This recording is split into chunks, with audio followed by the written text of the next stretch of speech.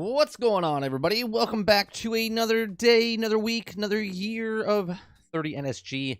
On today's show, we're going to be talking about PlayStation reportedly planning on selling games in parts for $50 each, raising overall price to $80 to $100.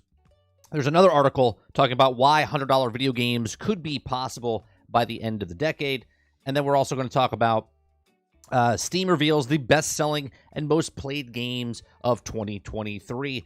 That's on today's show. If you like what we do here, we do this Monday through Thursday from 10 o'clock in the morning to about noon Eastern. We just read the news and give you my thoughts and have conversations with you in chat. So how's everyone doing? Good morning. Good morning. What's going on, El? What's going on, Dave Rose, Jesse Mack, YouTube Lurker, RPG, El Dente? Good morning. Thanks for joining us on this brand new 2024. Everyone is, we're happy that the old is out, the new is in, and then like 3 days in, we're like, 2024 sucks. That's what happens. That's what happens. Reality sets in. You're like, this is going to be the best goddamn year ever. And then all of a sudden, it's not. And then they says, I just bought Final Fantasy because it's finally hit the price, $40 price. I was willing to pay for it. Aren't games already $100? Early access, silly skins, extra quests. I think when they say when they say $100 lurker, they're talking like the initial price is $100, and then there'll be these skins, the pre-orders, the microtransactions, and stuff all on top of that.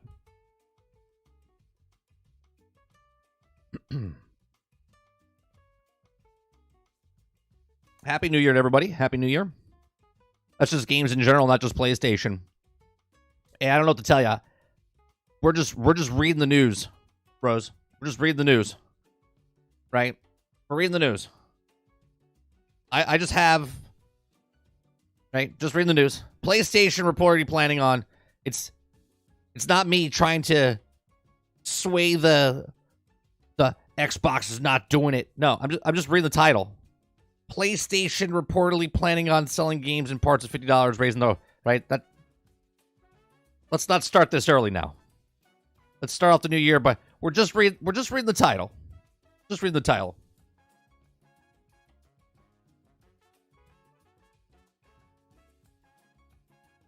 There's no bias here. I'm not reading in, making it sound like I'm more of one fan or the other, and Xbox is not going to raise the price. I mean, obviously, Xbox is going to raise the price, but their mentality is getting people on Game Pass, not selling $100 games. It actually works out better for the streaming services, okay, like PlayStation Plus and Game Pass, and any other person that has a streaming service, Luna or whatever else, because if prices keep going up to $100, then more people are going to buy less games, and more people are going to get the streaming service.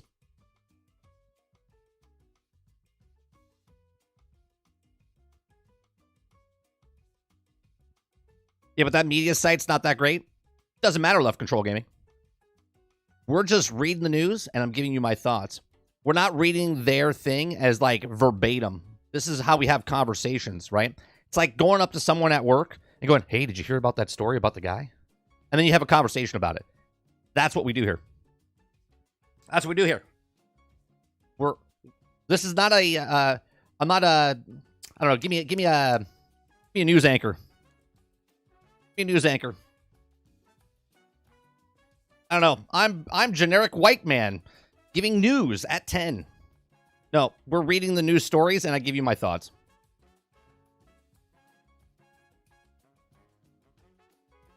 My year was made early by Sarge's Starfield endorsement. It was free, and I got bored. They should have put that on the box. That's right. Well, it's funny to me, dude, because people are really upset about that game, man. Right? Really upset about that game. They're like, that game sucks. And I wanna let's start off by this. This is not even a topic right here. I'll just look it up, right? Because I know a lot of people like using Metacritic. This is it, Metacritic. All right, so let's look up Starfield. Right, I did this. Right there's Starfield. We're gonna open up a different tab, and then let's open up. All right, let's open up Cyberpunk 2077 as well, right? I just want to show you This is the difference between the ridiculousness of stuff, okay? So we have Starfield, right? Starfield, 86, 83. 86, 83. Worst game in the history of video games ever created. Cyberpunk, 86, 87. Right? Just taking the Xbox Series X because that's the only platform it's on for Starfield, right? Starfield is on PC and Xbox Series X, Cyberpunk, PC and Xbox Series X. 86, 87, best game in the world, Cyberpunk 2077, God's gift to fucking reality. And then there's worst game in the history of video games, 86, 83, the world's coming to an end, they've failed, and it's it, right? And it's just absurd. It's just absurd. Just absurd. This game is absolutely shit. Bethesda should be brought to court. Game is just garbage.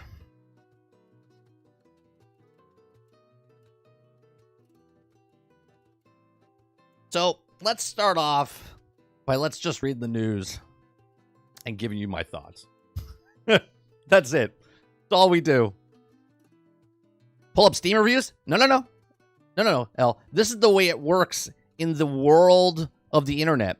When you want to make a point, right? Everyone always likes to bring up the reviews. Let me tell you something. I'm consistent on my channel. Nobody gives a shit about reviews. Nobody. Do you know how many people reviewed Starfield? I already did the math over the holiday break. 104,000, almost 105,000 people gave a Starfield review. Mostly negative, okay? 13 million people played it. 104,000 people reviewed it. That's less than 1%. Less than 1%. It's like 0.802%, okay? So please, let's not go into, let's pull, well, the reviews say this and modders are leaving. They made the money. They've moved on. And the Metacritic score, which is the score that gives them their bonuses and whatnot, is the same as Cyberpunk. I don't know what to tell you. But they're both under 90%, and they're both suck. That's right, you're a lurker. Anything below a 90 is trash. Anything. That's what the internet says.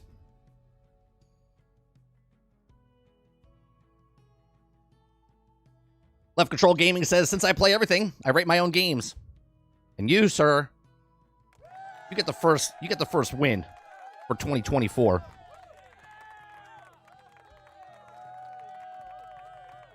$104,000 is a lot of reviews for any game. Sure. It's still a minority of the entire player base that plays the games. Okay? And let me put this thought process in your head. If a person that just started reviewing the game on Steam, that just bought it over the holiday break, right? If they cared about reviews, why would they buy it after they read the review? I'll let you think about that for a second. If the person that cared about reviews read the review, then why did they buy the game or play it for free or pay it for $10 or whatever you want to call it on Game Pass or PC Game Pass? And then why did they leave a review if they cared so much about the review that they've ignored the review, then bought the game to then shit on more of the game? How's that work?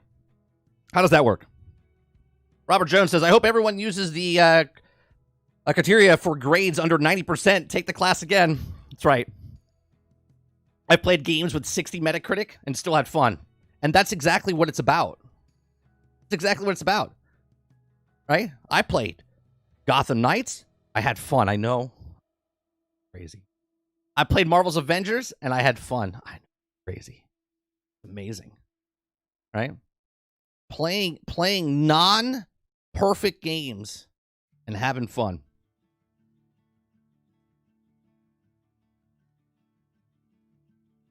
What I find funny, let's go on, Titan.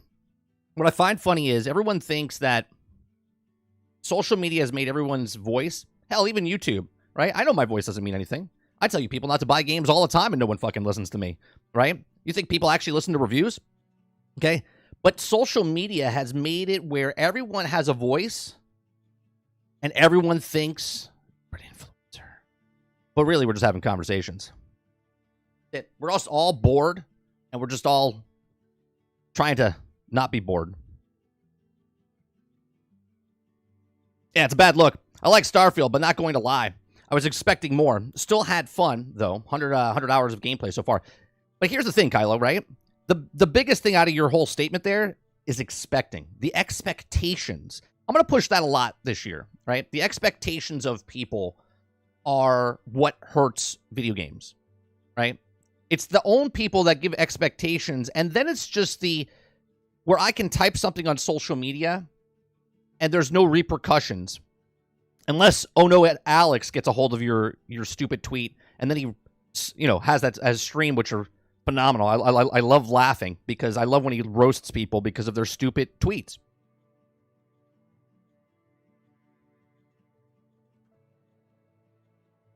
I hate looking on the internet for proof of point. I buy oddball games on Steam just to see how bad they can be. Yeah, it's like, remember back in, I don't know if you remember. I don't know how old you are. I don't care, right? But back in the 80s and 90s, we would watch shitty movies because they were so bad they became good, if that makes sense, right? Like Killer Clowns from Outer Space. Terrible movie. But goddamn, is it good, right?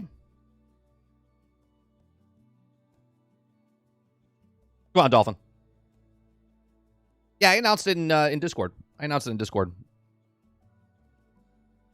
If you like something, reviews don't matter. I hate to be a selfish guy, but it's my money and my time. It's exactly right, dude. Right? Obviously, on my channel, we're not a serious channel. We're not a serious channel as far as like we just have conversations and talk about stuff.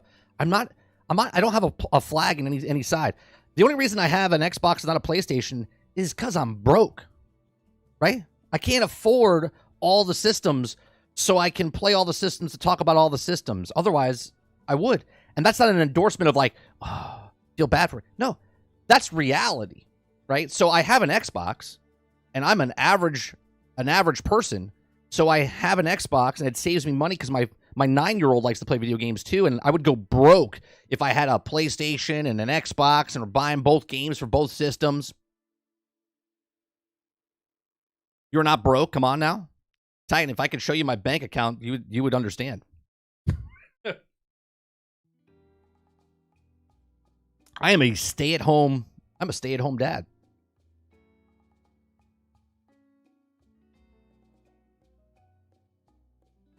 Fun with bad was the whole purpose of Mystery Science Theater 3000.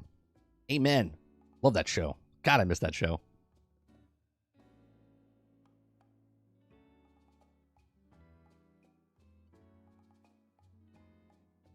All right, so let's start off. Here. What's going on, Chief? Morning. Oh man, people. What's it called on the video that we did like 2 weeks ago? I think it was like 2 weeks ago, right? Because that's the last time I was live. About when we watched Bueller News and we reacted to his Starfield where he said it's washed up, it's done. Right? I posted that as a standalone video. Did very well for my channel. Okay? And boy, does it really irk people. People downvoted that video so bad. I was laughing. I was like, where did Starfield... Can you show me on the chart where Starfield touched you wrong? It was so good. So good. I was like, man, this is exactly why people talk about Starfield. So they can get more interaction. Why didn't you go with the PC and just set up xCloud for your son? Why didn't I go with the PC? I have a PC, but my PC is not strong enough. I upgraded my graphics card, L, from a 960 to a 3060, right? And I had an Xbox Series S when it first came out because that's what I purchased because it was cheaper and I could get my hands on one. Because if you remember, PlayStation 5 wasn't out and you couldn't get your hands on it. So then when I got an Xbox, Series X, I then gave my son the Series S because I already had the sunk cost fallacy into X because I've had both systems. I mean, I have a PlayStation 4, right? But I just didn't get a PlayStation 5. So that is the reason, the way I went and how I went. Robert Jones says, single-player game is finished. Yeah. Yep, it's done. Got myself a 1 terabyte SSD, but don't want to install it. I just got my, I'm sorry, my Santa. Santa brought an SSD. Big tool. Santa got him an SSD, a 2 terabyte for his Series S, and he loves it because then he can just put all the games that he had. The only bad thing was we didn't get a the one that goes for Xbox. We got a Seagate one, and the Seagate one, if it's an XS, right, you can't load it on. You can't play it off the hard drive. So anything that's not an XS optimized, you can play off the hard drive, and anything that's an XS, you have to play it off the Xbox with that one.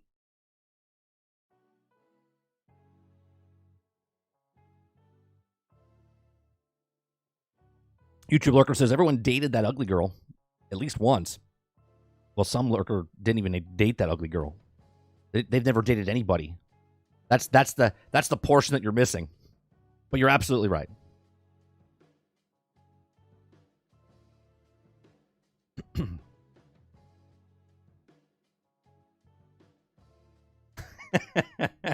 You're like, did you answer right away, Dolphin, or did you hesitate? Because if you hesitated, it's bad.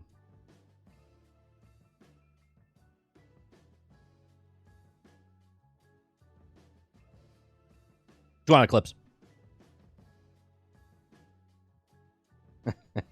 All right. Let me shut this music off a little bit here so I can talk about this. We do breakout videos, so if you're here watching live, we go over news stories. I give you my thoughts on them. I haven't read any of these stories. So I literally read them for the first time on channel, make a breakout video, have a conversation about them, and give you my thoughts on them. And this is what we do. Okay? So here we go. Hello, everybody, and welcome back to another episode, another year of 30NSG. On today's episode, we're going to be talking about PlayStation reportedly planning on selling games and parts for $50 each, raising overall prices for $80 to $100. Now, this comes from Niche Gamer. Now, the Sony subsidiary Insomniac Games, massive data breach, after which the hackers threatened to release the unfold amounts of data unless they got the ransom paid. Now, Chef Among Us leaked the internal presentation of the reveals, not only of Sony's planning to increase the gaming prices again from 70 to 80 to 100, they're also planning on releasing the next Spider-Man game in 3 parts for $50 each. Okay? Here's where I got a little bit of problem with this, right? I got a little bit of a problem with this because obviously we've talked about the gaming prices increasing, okay? And if the gaming prices increase, now let's take a trip back to 2020 when Miles Morales was coming out and they said they were only selling it for $50, okay? But then they bundled it with Spider-Man and they sold it for $70. So technically, Miles Morales, if you were doing that, was $20, okay? Because it was a DLC. Now, it was a chunky DLC because it was supposed to be a DLC, but then they didn't have anything, so they made it into a standalone game. This is not taking shade to Miles Morales game. I absolutely love Miles Morales game. I'm just putting it in perspective here, okay? And it was a test because people were paying solo with that for $50, and it went on to sell. I think it was like 6 million when it first came out, and I think it sold 10 million now overall. But it was still a lesser game. Now, obviously, the assets were already there, right? Spider-Man was already built in 2018. 2 years later, Miles Morales came out. You were using the same city, different story, different character, but the assets and a lot of the stuff were already in the game. So it cost them a lot less to make Miles Morales. I think it was less than 100 mil. I think it was like 90 mil, if I'm not mistaken. Okay, someone can do fact check me and tell me in the comment section down below. But I'm pretty sure it was $90 million. Now, $90 million, and they went to sell 10 million copies. Now, I don't know if that's full price or not, but let's just take the Miles Morales at the $50 value, right? Just the $50 value. Okay. It sold 10 million. Okay. At $50. Well, 10 million. Oh, come on now. I mean, we could do basic math here, but times $50 is $500 million. Now, that's a big, big profit for Miles Morales. Under 100, selling $500 million. Now, obviously, there's a lot of buffer and stuff in there. If it's sold, people got it on sale, it sells afterwards. I'm just doing generic math, okay? I know someone would be like, well, that's not obviously how it works, and there's, right, I understand that. Tell yourself in the comment section. But they made really good profit. Now, Spider-Man 2 cost $315 million. That's just the regular budget. And obviously, with the marketing that we've done, if you watch my other videos, watch them here, okay? They talked about how marketing could anywhere be double the price or half the price, 25% to 50% of the actual budget. So $310 million, let's just say 125 to 150 million. So they're like 450 million. Bueller News, who I love watching, we commented on his Starfield video. He had a video about Spider-Man and said that they haven't made, and I also talked about this last week or 2 weeks ago. I said that Spider-Man has to sell 6 to 7 million copies to break even on the money amount. So now let's go back to this article where they're talking about that they're going to sell Spider-Man in 3 different parts, Spider-Man 3 in 3 different parts for $50 a piece. This is smart because if the game cost, the initial structure of Spider-Man 3, let's say cost $300 million, again, $350 million, okay? But then the second part and the third part are almost done, but they're still working on it. They get to cut the price the thirds, right? Let's say the game itself is 350, but the other ones are like 90 million. So let's say it takes 500 million, right? $500 million to make Spider-Man 3. Again, we're just speculating here and putting it into perspective, okay? Let's say it takes $500 million to make Spider-Man 3 all said and done, and now they sell it in 3 different parts, okay? And they sell the exact price that they sold, what they did with the amount of sales, $5 million. Let's just be, nice. 50 times $50 times 5 million sales, okay? Just when it comes out the first month, okay? That's $250 million off part 1, and then part 2, and then part 3. And that's successful. They make their money back, and they make more off of it because the total investment is much cheaper now because they can chop it up over years. That's the smart decision to do because there's no way if they keep increasing the price of these AAA games to 800 million, 400 million, 500 million, 600 million at the $70 price tag, there's no way they're making their money back. No way they're making their money back. So this is why they're doing what they're doing. Now, let's go back to the article. Even with the AAA games raising the price across the board and the new $70 standard, Sony is planning to release Spider-Man 3 in 3 parts. 2 parts for the main game, with the multiplayer separately for the grand total of $150. Now, while the leaks around 1.76 terabytes of confidential data, mostly related to Insomniac's own titles, it gives insight to Sony's potential plans for PlayStation moving forward. Hackers demanded ransom for $2 million, and Insomniac Games refused to pay it, so all their data has been leaked to the public. Now, the leak has also included very early media of Wolverine game, which also we know now is planned as part of the trilogy of the X-Men games, alongside plans of the new Ratchet & Clank game and the aforementioned Spider-Man 3. So, look, the leak of the Wolverine game, it's kind of a separate story, but the Wolverine game being shit on because of the way it looks, like, you do understand that's like pre-alpha. And even if it was the full-fledged game, it looks better than 10 times the games that come out at launch. So I'm pretty sure Insomniac and Wolverine are going to be fine when they come to launch. But that's another story for another day when we get to see Wolverine down the road. As far as the $80 to $100, we already paid. Lurker in chat, if you guys are here live, you can watch and chat with me live in chat as we do these videos. If you're watching this after the fact, you can only leave a comment in the section down below. He said that aren't games already $100, with skins and whatever else and pre-orders and yeah, that's correct. But the baseline, they want more money for the game. They want to give you less game for more money. Now, a lot of people, first person in the chat today, L, said, if you don't want to pay $100, then don't buy the game, right? I don't want to misquote you. Let me see what you said. Let me scroll all the way back up. $100 games are coming. Don't like it. Don't buy it, right? Now, that's fine. This is the same thing. It's a bold move, okay? Because I remember a comic book person saying, if you don't like my book, then don't buy it. And then no one did, and then she complained that no one bought her book, right? The problem with $100 games is less people are going to buy $100 games. We always talk about the 20-80 rule. Okay, 20% make 80% of the profit for any company. Doesn't matter if you're getting a cup of coffee and you pay $5 for it, right? Or if you're making a video game and you pay $100 for it. Less people will buy your game at $100. And this looks great for PlayStation Plus, and it looks great for... Now, PlayStation Plus, I can't predict the future. I do pretty well, but I can't predict the future. I said that they would go day and date about 3 to 4 years from now. Okay, so I think we're 1 year down, 3 years to go. They might do day and date for PC in the future. I don't know if they'll go day and date sooner rather than later for PlayStation Plus, but I think they might have to go that route because what's going to happen is you're going to raise that price to $100. And right now you're making, again, $5 million the first month of Spider-Man. But in the future, $100, you might not make $5 million, get the game for Spider-Man 3. You might only get $2 million. But they also got $100, so they're making $30 more per person, okay? Happening in the movie industry now. Everyone's like, oh, a movie's so successful, but there's less people going to the theater. But ticket prices are going up. Less people going, still make a lot of money, but they're still losing money. Now, foreshadowing, movies are costing a lot of money. More money than they used to in the past where they had the different margins, okay? Return on investment, okay? Video games are now catching up and surpassing movies, where the games take 5 to 6 years to make, and they're costing $300, $400, $500 million. Grand Theft Auto 6 supposedly costs almost $1 billion.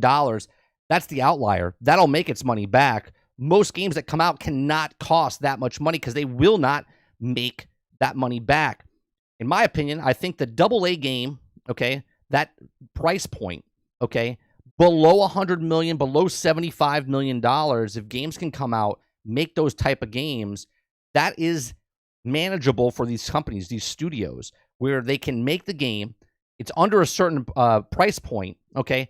Still charge $70 for the game, and they'll make a profit, and they don't have to sell 7 million copies. All they got to do is sell 2 million copies or 1 million copies, and it's much more profitable for those companies. But these are just my thoughts. Let me know yours in the comment section down below. If you like what we do here, okay, maybe you'll check out some of these other videos in our repertoire here. I appreciate you very much for watching. Please make sure you share, like, and subscribe, and I'll see you guys on the next one. Thanks for watching. All right. Let me see what you guys are saying. Go on, Dave Mack. Yeah, I read Spider-Man 2 might barely make a profit. It's going to make a profit. It's going to make profit. Regardless if it's $1 million or if it's $100 million, they're going to make profit, and they're fine, right? As long as they make their money back and make a little bit extra cheddar, they'll be fine. Okay.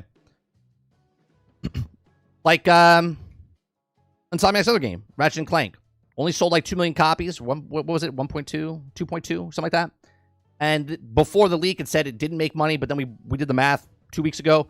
We said it made a profit. Small profit, but it made profit, meaning it's successful, right? It was 2.2, but then it came up to 2.7.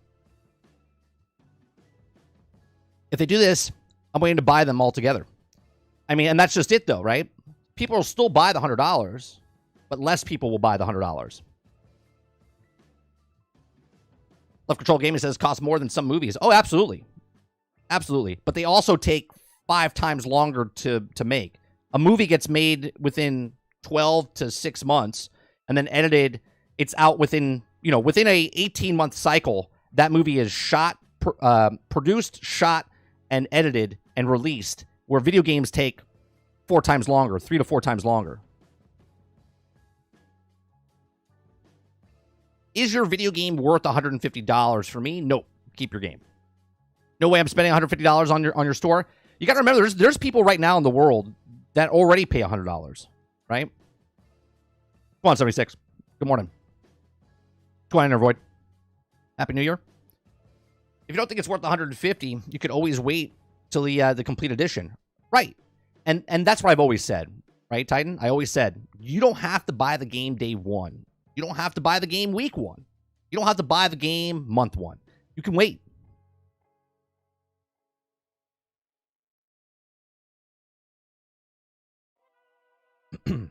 Some games in 95, 96 were $50. So I'm not surprised at the $70 now. I'm almost 28 years later. We had a game. Sarge is in chat. I've told the story before, but I forget. Was it Yar's Revenge, Sarge? Was it Yar's Revenge? The Atari game? It was like $60 back in like 1984, 85, something like that.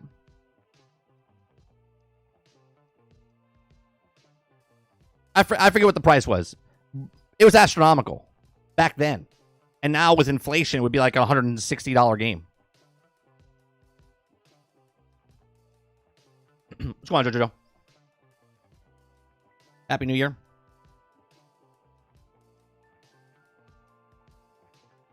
Yeah, that's it. Yeah. Sarge says, Yar's Revenge, $75. Mom never stops talking about it. Back in 1980, mid-80s. Okay. If a game companies follow the Skyrim model of doing business, no game would lose money. If you didn't make your money at release, re-release it. Problem solved. It just works. Well, Skyrim, that's a bad example, dude, but I understand what you're saying. Skyrim made its money. It sold 60 million copies before the re-release. Like, it's ridiculous how much it sold. But I understand what you're saying. I can picture it now. God damn it, Sarge. Remember I bought that game for you in 1980? I don't know why I just made my mom sound like that. She doesn't sound like that. Sorry, Mom.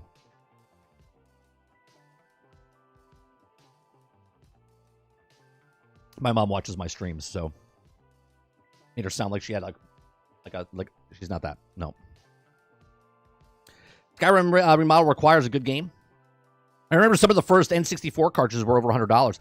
I paid $100 for the gold cartridge for Zelda back in the day for N64.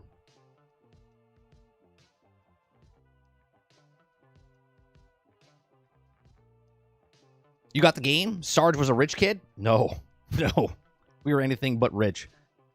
Dude. My mom and my dad both worked 2 jobs. And they basically, we had video games to keep us occupied because they were always busy.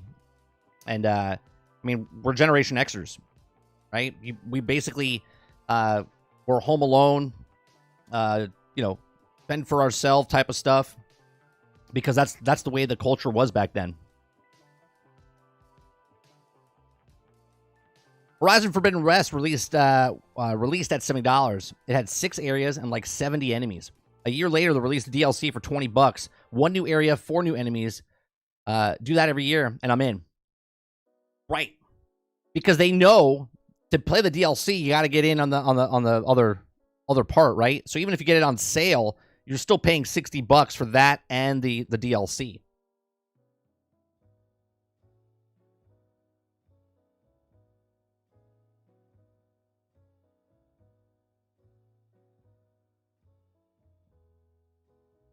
Ubisoft is a franchise machine. EU workers get paid less. That's true as well. I mean, there's a bunch of different things, Titan, that happen, but budget's still budget, right? Budget's still budget, if that's what you're referring to. Oh, you're referring to JoJo. I can't see why the budget for Spider-Man 2 was so big compared to big AC game like Odyssey or Valhalla. Have so many content. It's because of the cutscenes. More of the I think it was in the leaked documents, whatever. The cutscenes were so they took the budget and exploded it. When you're doing cutscenes for a video game, hence why a lot of games don't do cutscenes. People give Redfall a lot of crap, but I guarantee you Redfall didn't cost 150, 200, 300 million dollars, right? Thank God for them. Okay? But cutscenes cost a lot of money. Hence why Marvel's Avengers didn't show a lot of cutscenes. Okay? And the new stuff, they couldn't afford it. They had to do the little still comic book type of stuff. Right? But the cutscenes cost a lot of money. The motion capture, bringing the talent in.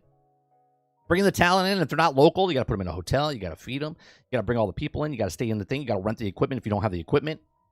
Right? There's a lot of stuff that you have to do, and it's very expensive. And the people that are doing the actual stuff, they're techs. You know what I mean? They're getting paid for what they're worth.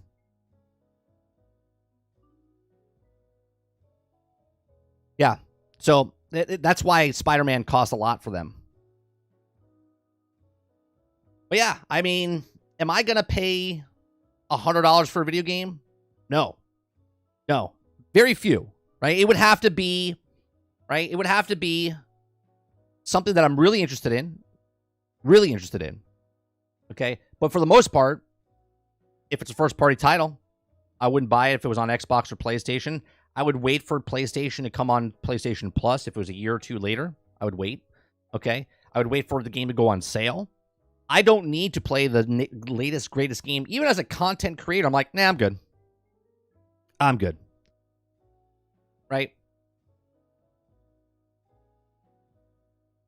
Sometimes certain games, they might be big and everyone's talking about it, but I have no interest in it. I have no interest in it. Armored Core 6. Perfect example. I have no interest in Armored Core 6. Okay? A lot of people love that game. I have no interest in that game. Right? Not that it's a bad game. I just have no interest in it.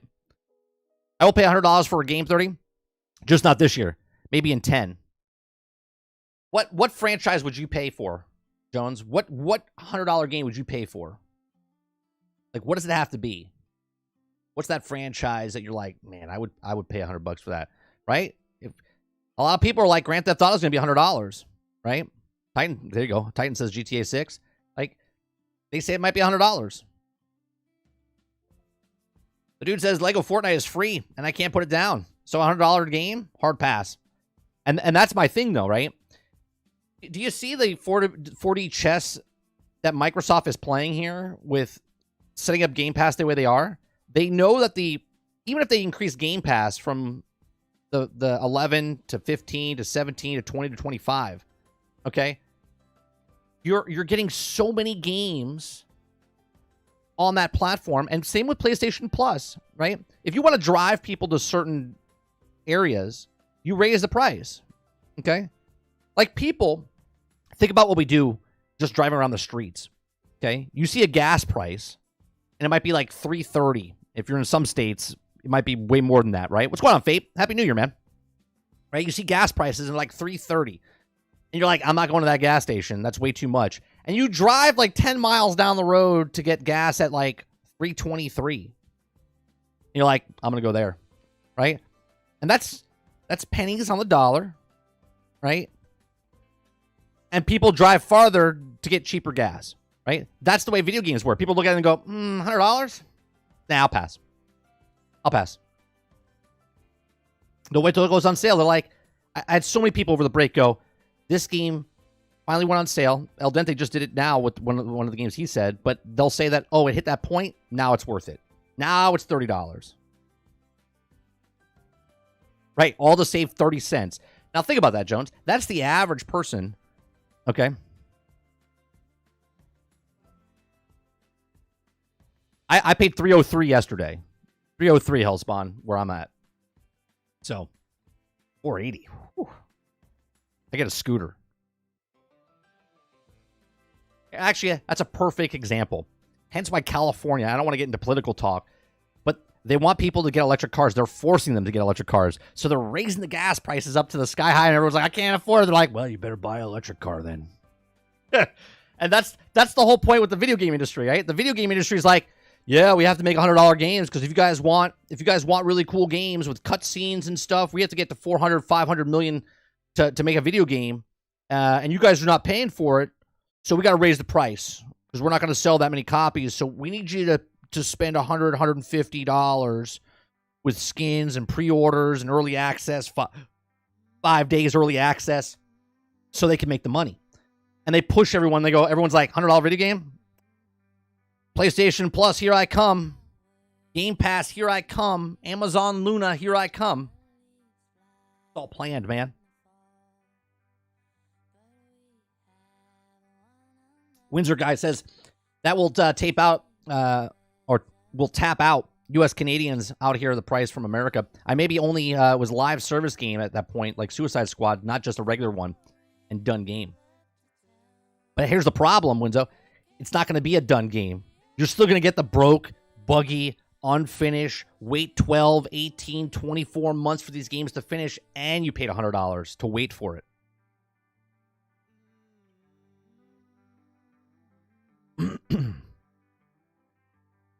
Change a hobby, here I come.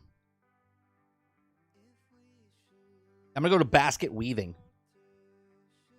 Until the goddamn basket weaving raises the prices. Then we're going to have a problem.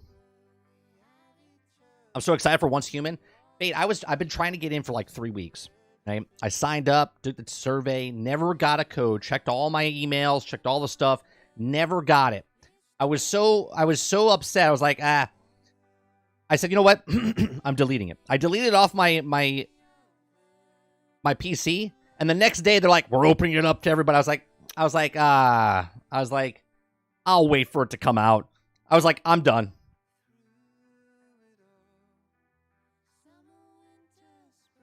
That's the problem I had, Dolphin. I didn't play much on the break. I mean, I did, but I didn't. I played Fortnite Lego. I played games with my son. We've been playing SnowRunners.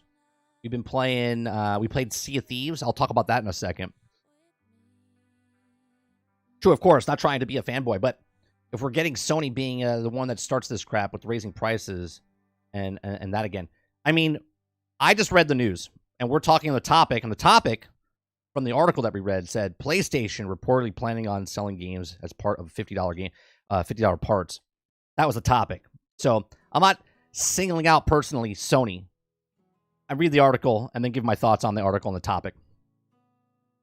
Free to play, no pay to win, not early access. It's ambitious. Oh, I know everything about it, babe. I did a lot of research. I watched a lot of stuff. It looks phenomenal. But I was like that kid outside of a candy store. I was like, Can I come in? Right? I couldn't get in. Couldn't get in.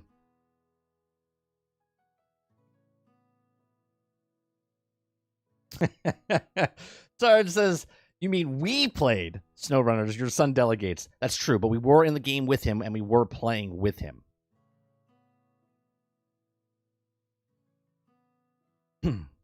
Oh, I see what you're saying, Winzo.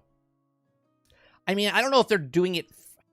Look, I don't want to make it like I don't want to make it like Xbox doesn't do anything bad, right?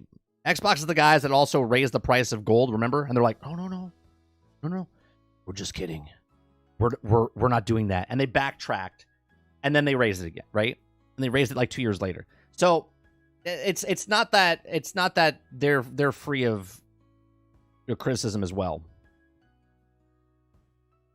To be fair, Sony hasn't done this yet. This was from a leak. Titan, you do understand that the leak was internal, and this was their plan to do it. Now that it's a leak and now we know about it, they might change their mind for a bit, but they were 100% going to do this. What are we talking about?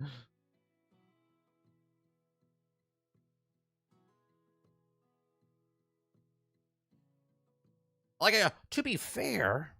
What do you mean, to be fair? They haven't done this yet. Of course they haven't done it yet. You wouldn't even have known about this if the leak didn't happen. If Microsoft could raise the prices, they would do it first. But they aren't in the position. They're sitting paying on the Xbox era. Yeah, of course. And their game plan, though, Jones, is not about raising the prices. It's about getting people. This bodes better for them. If the rumors get out that the industry is going to raise the price to $100, who's the saving grace? Microsoft's like, we got Game Pass, $11, $17. You get all these games for that price. They're like, yeah, go for it. Yeah, I think we should vote for it. Let's vote. $100 video games. Hip hip, hooray! Like that's what they're doing.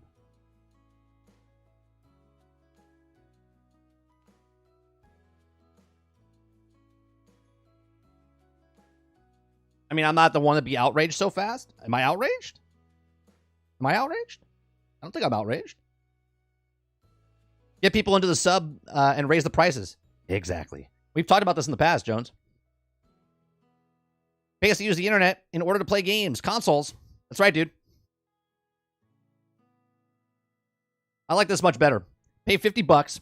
If I like it, I get new content at a regular interval for $50. If I don't like it, save money, not buying DLC. That's the old way, Lurker. And you know where I stand. You know where I stand. I'm all for DLC. If you like something, you're going to pay for it. Fate Walker says it sucks. You did not get in. I'll try to sync up with the next beta and release. Yeah, when's the game supposed to come out? When's the game supposed to come out? Is it supposed to come out in 2024? Or the next beta supposed to happen in 2024? They said Activision will be on Game Pass in 2024. It's 2024. Yeah, calm down. I think they mean down the road a little bit. It's not like some guy was at Activision headquarters and there's like 2 panels and one says 2023 with a big X and says no Activision games, and then up above it says 2024 and it's like, and the guy's like, and they put it up like it's not gonna happen that fast. $50 means to me a much shorter game, like 60% of the game, 70% of the game, and thoughts. We talked about this a couple months ago, maybe almost a year ago, I think, Titan, because there was rumors. There was a story that we talked about. We talked about it for Miles Morales as well when it came out 2 years ago, but we talked about it. I forget if it was Grand Theft Auto leak or something. People were saying that they would take less of the game. They would maybe like a 60% of the game, and then they would sell it in parts or whatever down the road. Which, let's be honest, Bungie and Destiny did this from the very start back in 2014, right? They literally made the game of Destiny 1. And before they even launched the game, you could buy the DLCs that were announced before the game launched. Like, so much so that you could buy the game for $60 and then get the 2 expansions for $15 a piece, which is an extra $30. So you're paying $90 to get the Dark Below and House of Wolves, right? And people, if you remember the conversation back then, that they said, oh, they locked it. They put 60% of the game in, and then they locked it behind the paywall so you can get into that, because people were glitching through, and everyone's like, no. They wouldn't do that. It's not on the disc. It's not on the disc. It's not on the disc. And it's like, what are we talking about, right? They've been doing this for years already. Thirty has been right a lot. Things we should have him pick the lottery numbers. I've told this story. I've actually won the lottery, but I didn't play that week. I played the same numbers for like 6 years. And I thought I played, because I would buy it in the week and like pay for it. And I was busy and didn't buy the ticket that week.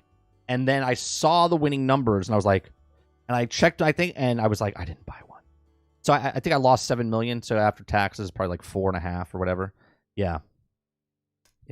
And I've never played the lottery again.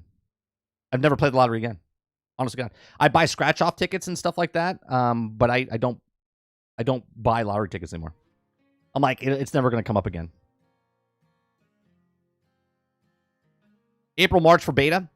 May also be a mobile test for the one in Q3 release. Okay. Lurker says, my point, if they want the game to be $150, I would rather pay $50 for part 1 and try then $150 than not like it. Well, no, Spider-Man's doing, it's not DLC. It's 3 parts, but they're 3 standalone games that make one big. It's like what they do with movies now, right? You're not paying $150 for all 3 and wait 2 years. Like if the game came out, Spider-Man 3 came out in 2025, and then part 2 came out in 2026, and then 2027 for part 3. You're not buying $150 and waiting 3 years to get the whole game. You're paying $50 for Spider-Man Part 1, $50 for Spider-Man Part 2, and $50 for Part 3. For a total of $150. That's the way I'm getting it from what they're saying in that article. Like Helldivers 2, don't expect to be that AAA game. Right. It's like $40-$50, less of a game, live service type of stuff. It's going to be fun, but at the same time, I don't think it's going to be like this fantastic game. My expectations, and again, this could be my theme, 2024, expectations, right? My expectations for Helldivers 2 is not going to be like this latest game. It's going to be where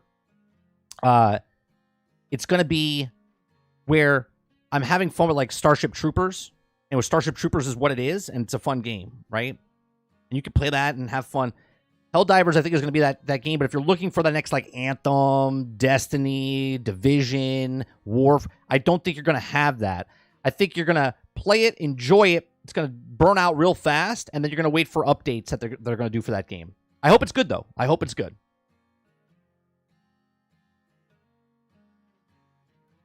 Farmer says it's $100 game become a thing. I'm truly done with gaming.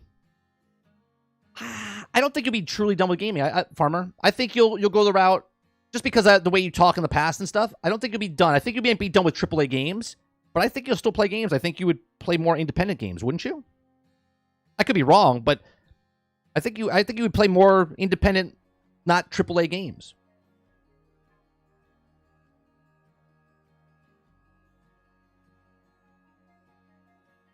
I have FOMO, so $100 game I will buy years later for like $20. I could play Lego Fortnite while I wait.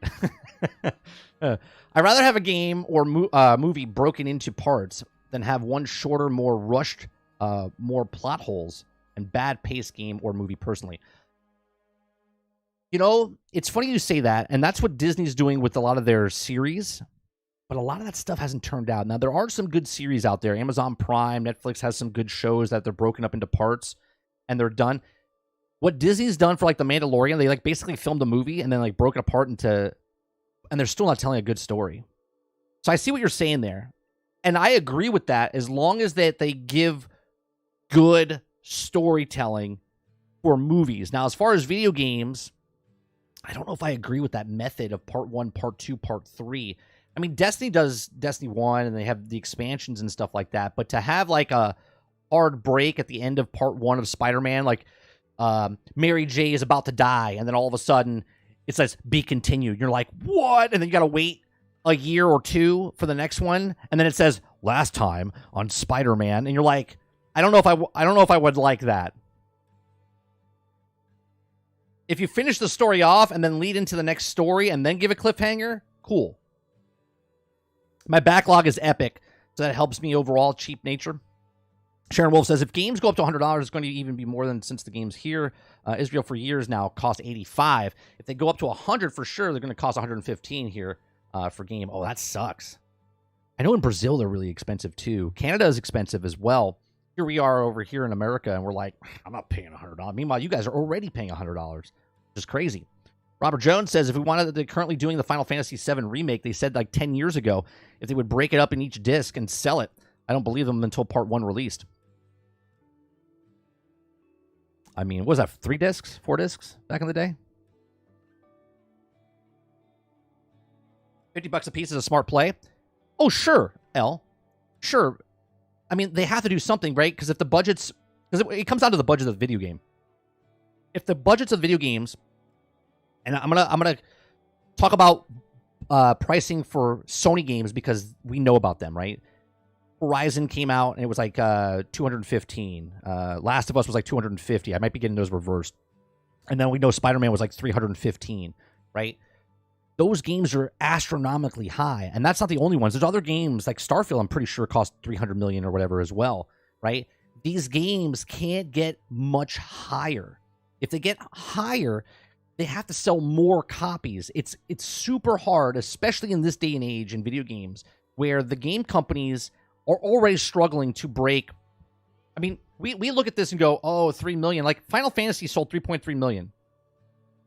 It was not successful, according to them, right? They're like, it did very poorly. Marvel's Avengers sold, that we know, like 3.6 million, and they sold the company off, right? Certain games can't make the money back because they have to make a minimum. If it's a $300 million game, minimum $6 million, $7 million, or $7 million, not dollars, 6 million to 7 million copies sold to break even. Lots of games don't do that, man, right? Lots of games don't do that. So I would like to know what Starfield cost, of what it costs, right? Because we're talking about meal piecing stuff, right? And I say this is planned, right? It was planned for Fallout 76. We know Fallout 76 was made in like 13 months, okay? And yet they released it, and they got full price for that game, okay? They got shit on.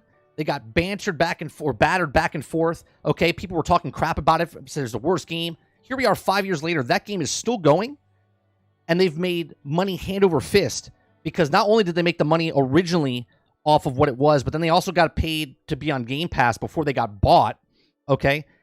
And on top of that, they made all the microtransactions for the cosmetics and stuff, right? And that's what they're doing. Recurring people coming back. No Man's Sky kind of does the same type of thing, okay? No Man's Sky put out a game, and they don't charge anything. They don't charge anything for their actual content they put out. Why? Because they only have 25 people at their studio. They made this game. They made so much money at the front end when it was broke, buggy, okay, had problems, and yet they continue to support it. And every time they put it out there, someone buys it at full price, or someone comes back and plays it, or someone buys it on sale, and they just keep making sales off of it because their budget was much smaller in the bigger picture than the money they made now, right? We read an article, I think it was like 6-7 months ago, that they sold so many copies of No Man's Sky that they don't have to charge for another like 7 years for any content for No Man's Sky and still make money, right? That's how much money they made off of No Man's Sky. So that's the mentality now, right? If Spider-Man 3 comes out in part 1, the whole budget of the game, let's say, is $500 million for part 1, 2, and 3. They release 1, it sells 5 million, 6 million copies, like I just said in my video, okay? Then the next one sells 6 million. And this is, when I say 6 million, I'm not talking total sales. I'm talking first month, right? They sell $50, they sell 6 million copies, and then the next one comes out next year, 6 million copies, and they blow past their and make return on investment because they broke it up. And each game didn't cost $300 million. The whole game cost $500, and then each one only cost like what is it, like $175 or whatever it was when you break it down. Well, it depends on where they only go so long. A details of story universe can also be a single game. I can see both sides of it. Sarge says, but the way they're talking about paying $50 3 times to pay for an actual game, not DLC, just the base game. That's correct, Sarge. So like part 1, 2024. Part 2 would be 2025, and part 3 would be 2026, right? That's what the way they were talking about it in the leak, right? Titan says, breaking games into parts definitely changes the writing and pacing and how the audience retention. Yeah, it'd be a lot different. But look, if this is the way they have to go to keep the increase of pricing of video games being made, I mean, I would personally scale it back, right? But it's really hard to do that with you can't scale back Spider-Man, right? You've already set the expectations. Spider-Man 1, Miles Morales, Spider-Man 2, your expectations are up here now. You can't bring it back down here for Spider-Man. Now, you can bring it back if it's a different game, okay? But the problem, and I said this last week or 2 weeks ago, I said there's going to be burnout with Insomniac and people playing Insomniac games with X-Men and Spider-Man and stuff. Even though Wolverine's a separate game, it's still Insomniac. It's in the same universe as Spider-Man. They made Spider-Man. They made Miles Morales. They made Spider-Man 2. They make Wolverine. They're making the X-Men game. Expectations are going to get higher and higher, and they can't break it away from that because it's the same company making the same type of game. When I say type of game, I'm not saying it's the same game, but the same type of game. It's a superhero game. You know, you're doing a story of that. The expectations are going to be really high, so hopefully they can keep that energy going, and the people that buy those games are excited about them. At the point you figured so many people can just go play Fortnite and spend up what they want and raise makes sense. Good gameplay, always updating. If I know they made expectations, but right, New Vegas was 18 months, my guy. New Vegas was 18 months. I didn't say anything about New Vegas. You talking to me? I was talking about Fallout 76. I didn't mention anything about New Vegas. Oh, Titan says Fallout New Vegas was made in a year. I don't know if that's true.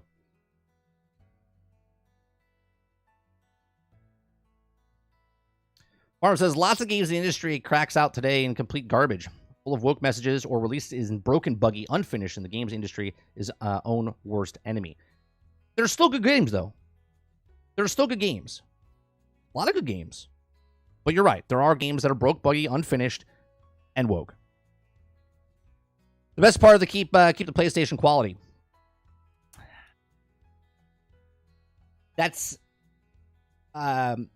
hindsight would be 2020, Al. Right now, we can say yes. Hopefully, they would keep the PlayStation quality. But we would have to get there to say that as a definitive statement of PlayStation kept their quality. You would hope, because of this, the best part would still be that they keep the PlayStation quality, but I don't know if they can. Insomniac, almost famous for Ratchet and Clank, not just Spider-Man. Sure. But listen to what I said again, Wolf. Their expectations for Spider-Man keep going up, right? It's the same type of game. And when X-Men comes out and Wolverine comes out, it takes place in that same universe. So it's almost like X-Men and Wolverine are sequels to the Spider-Man series for Insomniac. Okay? Not that they're connected and they are sequels, but what I'm saying is the player base goes, oh man, Spider-Man was so good. Miles Morales was so good. Spider-Man 2 was so good. Spider-Man 3 is so good. Right? The expectations of every time they come out with it has to hit the base and be a little bit better. I'm not talking about Ratchet and Clank. That's a different genre, and that's a different... Yes, it's still made by Insomniac, but it's also not the same type of style as the Spider-Man / X-Men / Wolverine game. Now I see people saying PlayStation games are like DLCs for the first game. Yeah, I mean, that's going to be... We talked about it for Miles Morales, right? It's a standalone game, but people are like, oh, it's a DLC for Spider-Man. Which, technically, yeah, it is. If you buy it by itself, it's $50. But if you buy it and you didn't own Spider-Man, it's $20.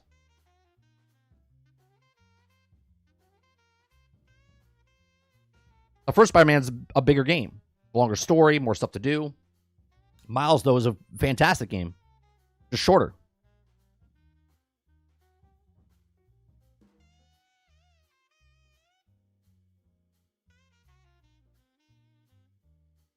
Considering just the fact that a lot of the games released unfinished, broken, $100 is a big ask for these companies. Like I said, 20, make 80. So if it goes up to 100, people still buy the $100 games. Less people would buy it, but they would still make the money. So you're making an additional $30. If it was $100, you're making an additional $30. So for every 2 people that buy $100, you're making up for that one person that didn't buy a copy of the game. Almost. You know what I mean? Because you're making an additional $60 off 2 people, which almost covers the price of the $70 game. And we know games don't even need to be $70.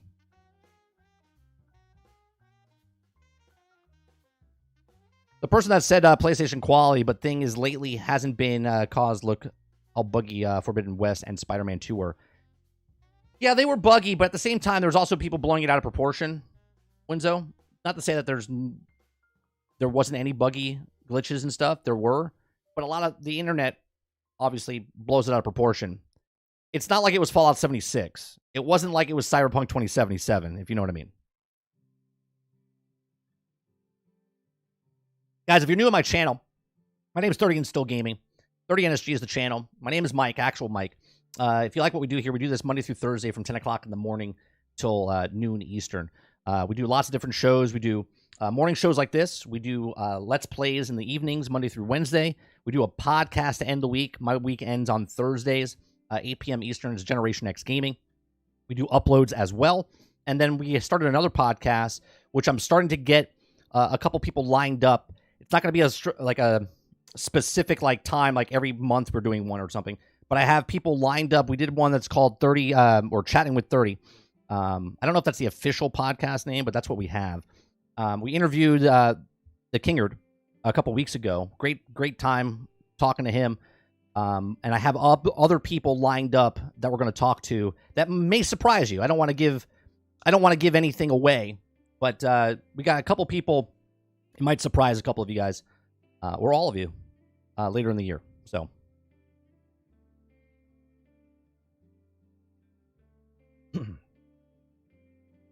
Point is that starting changing at 100 for the game, especially ones that needed the price, which there is already $70 ones like that. There's no need to excuse on for how games. Let me read that again. Point is, if they're charging $100 or 100 for their games, especially ones not needing the price, which they already are $70, ones like that, then there's no more excuse for how games. for how games launching in those states. They should also then, when they also have the money they need. But that won't happen because the amount of money they need is infinite, forever. Of course. We always joke. I know you're newer in my channel. We always talk about how the studios have to keep their lights on. For years, people were making excuses for Bungie.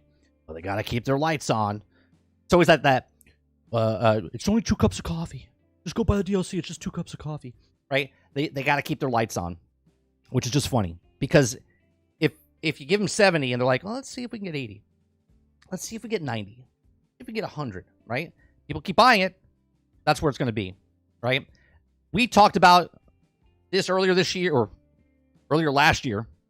We talked earlier than that about how the video game industry might hit a wall. AAA studios might hit a wall. So, might be sooner rather than later. Let's hope the expectations meet the Wolverine, because we all remember what happened back when the Assassin's Creed and normal Watch Dogs comes out. Also different games, but also universes connected. Sure, I think, look, people giving crap to Wolverine for the leaked gameplay that came out, you guys are silly, right? You guys are silly. It's like pre-alpha that you got your hands on and people are playing it. And people are like, oh, you see what it looked like? It's like, bro, like you're literally, it's like buying a car, okay? It's like buying a car that you're working on. You take all the wheels off, you take the doors off, you're sanding them down, and someone comes over and looks at the car and goes, man, what a piece of shit. You're like, what? No, that's not what the car is. We're working on it. Yeah, it looks pretty shitty, though. Like, what? What are you talking about? Like, that's not what it is. That's just, it's the work in progress.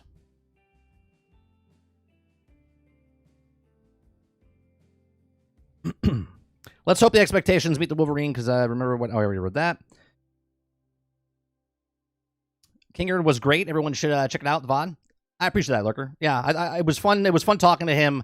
I'm reaching out to a lot of different content creators that I watch and I like. And surprisingly, a lot of them are getting back to me. And I'm trying to set up a podcast where I'm sitting down and talking to them. And it's not like an investigative report. How did you think you're talking about? It's nothing like that. It's literally like Joe Rogan podcast, where I'm just sitting down with other people and having a conversation with them. It could be gaming. It could be how they started. It could be about anything, really.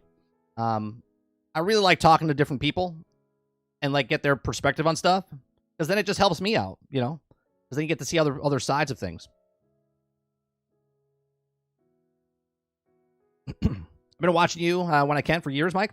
Bonus Channel is making a concerted effort to find more time to watch you because I enjoy your takes and streams. So I appreciate that. I appreciate that. I know a lot of people, because I don't read the comment section a lot in his streams. Like, I try to read chat, but when I'm doing podcasts and stuff on other people's channels, I'm just involved in the conversation. I glance at chat, so I see what some people say in chat and stuff. And then the comments, I go to comments and stuff afterwards. Sometimes I'll read it, and people are like, that 30 guy, he's an asshole. He doesn't know anything. And I just laugh because they have just like a small clip of me, and they judge based on that one little thing and not like who I am or what I stand for. And it just makes me laugh. It just makes me laugh.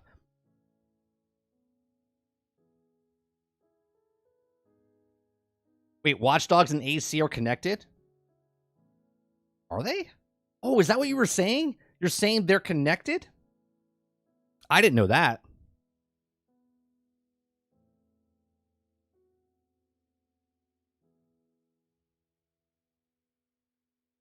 With how wild and convoluted AC stories are, you never know. Is like Watch Dogs takes place outside in like the real world? What's going on, Mo?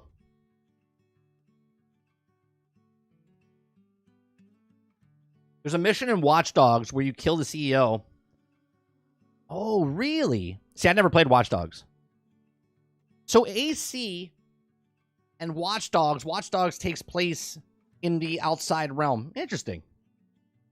Go on, Roadkiller.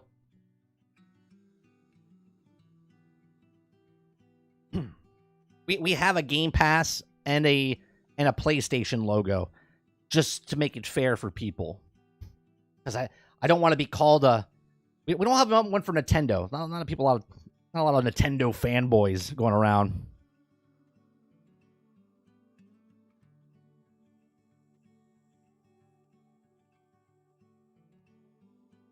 Not a lot of fanboys there. Since we talked about the $100 game, let's see what this other article says. Why the $100 video game will be may happen by the end of the decade. Yeah, biased. Yeah, I don't want to be. Yeah, we got the trash. We got the trash. And remember, anyone that comes into my channel, anything below a 90 by the internet standards is trash. So if your favorite game's an 89, I'm sorry, it's trash. People with Nintendo are too busy playing games to console war. That's right. All right. Again, we read articles on this channel. I haven't read this article yet. Okay, if you're here watching live, we read the article live. As I break down, I stop. I give you my thoughts, and we have conversations about it. If you like what we do, hit that like button down below. Appreciate it. We had a great 2023 with this channel, and I'm looking to triple what I did. In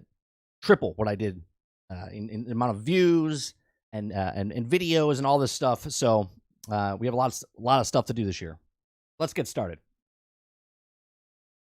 Hello, everybody, and welcome back to another episode of 30NSG. On today's episode, we're going to be talking about why $100 video games could possibly be by the end of the decade. This article comes from Insider Gaming. $100 video games by the end of the decade might sound far-fetched to some, but with 2023 finally coming to a close, it shows the unprecedented unsustainability of the industry. From behind-the-scenes revelations from Insomniac hack to over 10,000 people being laid off in the industry in 2023 alone, it's clear that the industry is at the crossroads. Unfortunately, I don't think it's heading in the favor of consumers either.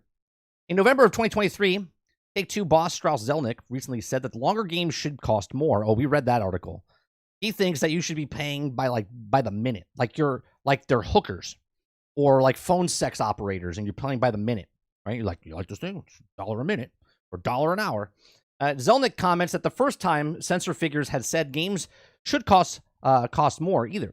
Just 2 months prior, in September of 2023, Capcom president, he also went on record stressing that the game prices are too low. Development costs are about 100 times higher than Famicom era. Now, although Zelnick missed out on the fact that the games have also evolved over the years and ran the endless microtransactions, let's take a deep dive into why $100 video games might be coming sooner than you think. Yeah, I just love this, that they're like, oh, video games are supposed to be a lot more because just the time. And look, I've always said that video games, pound for pound, dollar for dollar, the best piece of entertainment you'll ever get. Okay? Best piece of entertainment, right? I went to the movies to go see a movie this weekend, okay, yesterday, and taking the kid and the wife, we spent $100 between the tickets and eating at the theater, okay, for an hour and 40-minute movie. Okay. Meanwhile, take $100 and throw it in towards one video game. I have like hundreds, if not thousands of hours of entertainment, right, for the same price. So still best price, dollar for dollar, right? Although it says development costs, it's possible, or probably one of the most obvious points of CEO would make when it comes to increasing game prices. But yes, development prices on the games have increased tenfold over the past couple of years. Now, I just want to say this.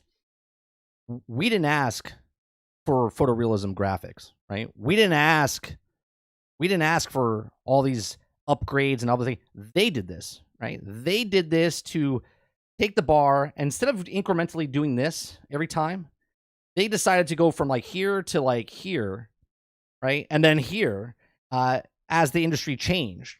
And you can't go back. It's hard to go back, right? Can you imagine a Spider-Man game coming after this Spider-Man game? Like down the road, some other person's making a Spider-Man game, and it doesn't have the graphics like this, right? The standards have already been met, right? Their expectations of the standards have already been met. They're like, yeah, I'm not playing that Spider-Man game. It doesn't look as good as that one.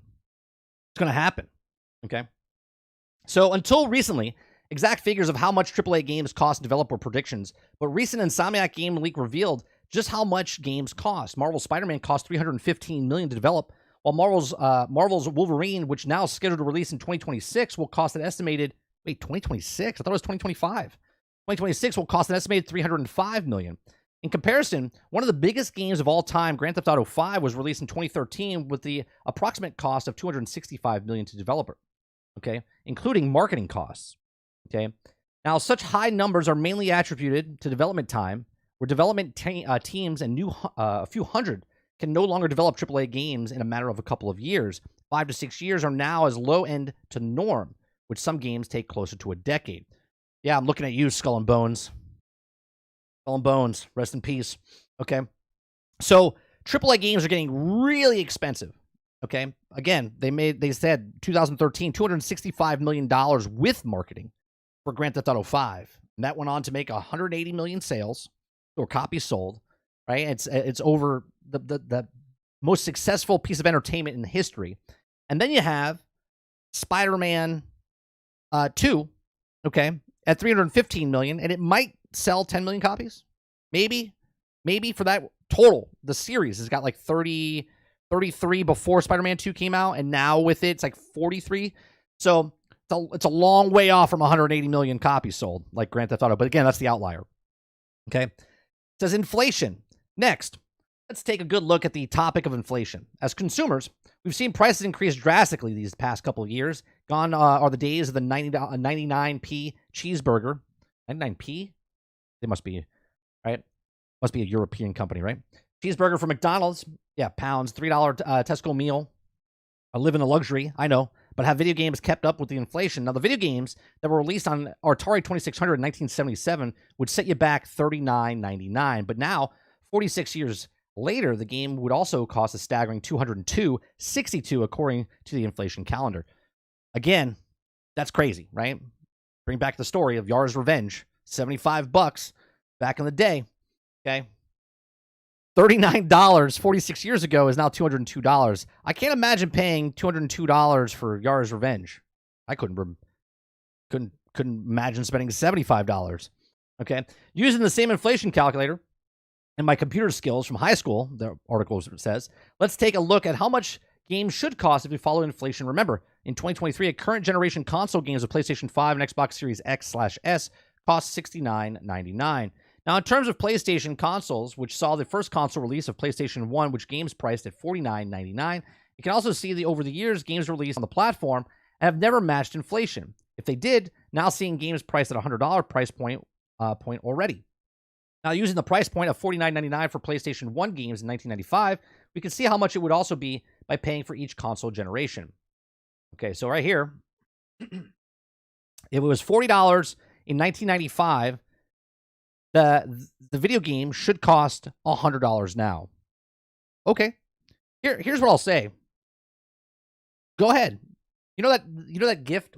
Excuse me. You know that gift with from Dodgeball. It's a bold move, Cotton. Let's see if it works out for him. Let the video game industry charge $100 for the base game. We're not talking about pre-orders. We're not talking about special editions. We're not talking about gold or platinum or anything else. We're just talking about standard game, $100. Go ahead, raise the price. It's a bold move. Let's see how it works out for them. Okay. So PlayStation released in 1995, game price $49.99. Inflation price they don't put in here. PlayStation 2 released in 2000, game price $49.99. Inflation price $56.48. Difference of 12.98%. PlayStation 3 released in 2006. Game prices were $60. Inflation price $66.13, a 10.23%. PlayStation 4 released in 2013, $60. Inflation price $76.40 negative. No, I'm sorry. Is that negative? Yeah. No, not negative. $76.41. Difference of $27.37. Okay. PlayStation 5 released in 2020. Game price $69.99. Inflation is $84.99. Difference of $21.43. And game price in 2023 is $70. Inflation price in 2023 is $192, a 44% increase. In comparison, it would also cost or also calculate the same as Xbox games in the first release in 2021. I'm sorry, 2021. In 2001, an Xbox price of $50. There you go. 2001 it was around $49, and now it would be, what is that, like 90? Is that 90? No, not even, like 80, 82. Okay, Xbox released in 2001, game price $50. Xbox 360 released in 2005, $60. Inflation price $55.16. a minus 8.05%. That is a minus before that. Xbox One released in 2013, $60, $65.79 for inflation price, a 21.43% difference. Xbox Series XS released in 2020, $70 price tag, $73.10 for inflation, a 4.44%. And game price in 2023, $70. Inflation price in 2023, $86.90, a 24.16%. Now, digital-only next-generation consoles, with the introduction of the new PlayStation 5 model, which seems to be a natural step in the direction of all digital game media, the question to ask is, what is the next generation of consoles and digital-only games? We're still years before we get the concrete details of the next-generation consoles, but unverified whispers have leaned towards the possibility of digital-only and next-generation systems. I mean, obviously, it's already happening. You can get a PlayStation digital. You can get an Xbox digital. Right? This is what they want, because then you can't go to the third-party places. You can't go to GameStop. You can't go out to Target. You can't go to Walmart to buy your games. You have to buy them off their ecosystem of what the system is, right? And that's not just for that system. That keeps you locked in for your next purchase, because going forward, if they make a PlayStation 6 or an Xbox Series double SS, whatever the hell you want to call it, okay, they keep you in because now it's FOMO. It's sunk cost fallacy you have inside the system. All your games and all your stuff and your services that you're paying for, if you're paying for PlayStation Plus or you're paying for Game Pass, all your games are in your Xbox or in the cloud. And as long as you keep paying that, that's where you keep them. But if you switch from PlayStation to now Xbox, you're not going to rebuy all your games again over on Xbox, are you? That's insane, right? So they have you by the cojones, okay? Because they keep you inside their ecosystem. Okay, in direction of the industry is inevitable to go. All that doesn't necessarily mean that the game prices could increase. The move away from physical media will present some challenges. If Sony decides to make their exclusive $100, it's also successful third-party games are likely to follow suit in price. Of course they are. Okay, but it would also be very good if a lot of game companies go for the free-to-play model, or if they go for the microtransactions or the season pass, battle pass, and then they make deals with the streaming services like a Luna, like a Game Pass, like a PlayStation Plus, right? Because that's going to be the way it's going to go. Like, we look at it now, we don't see it. We don't see the forest through the trees because we're like, nah, it's never going to happen.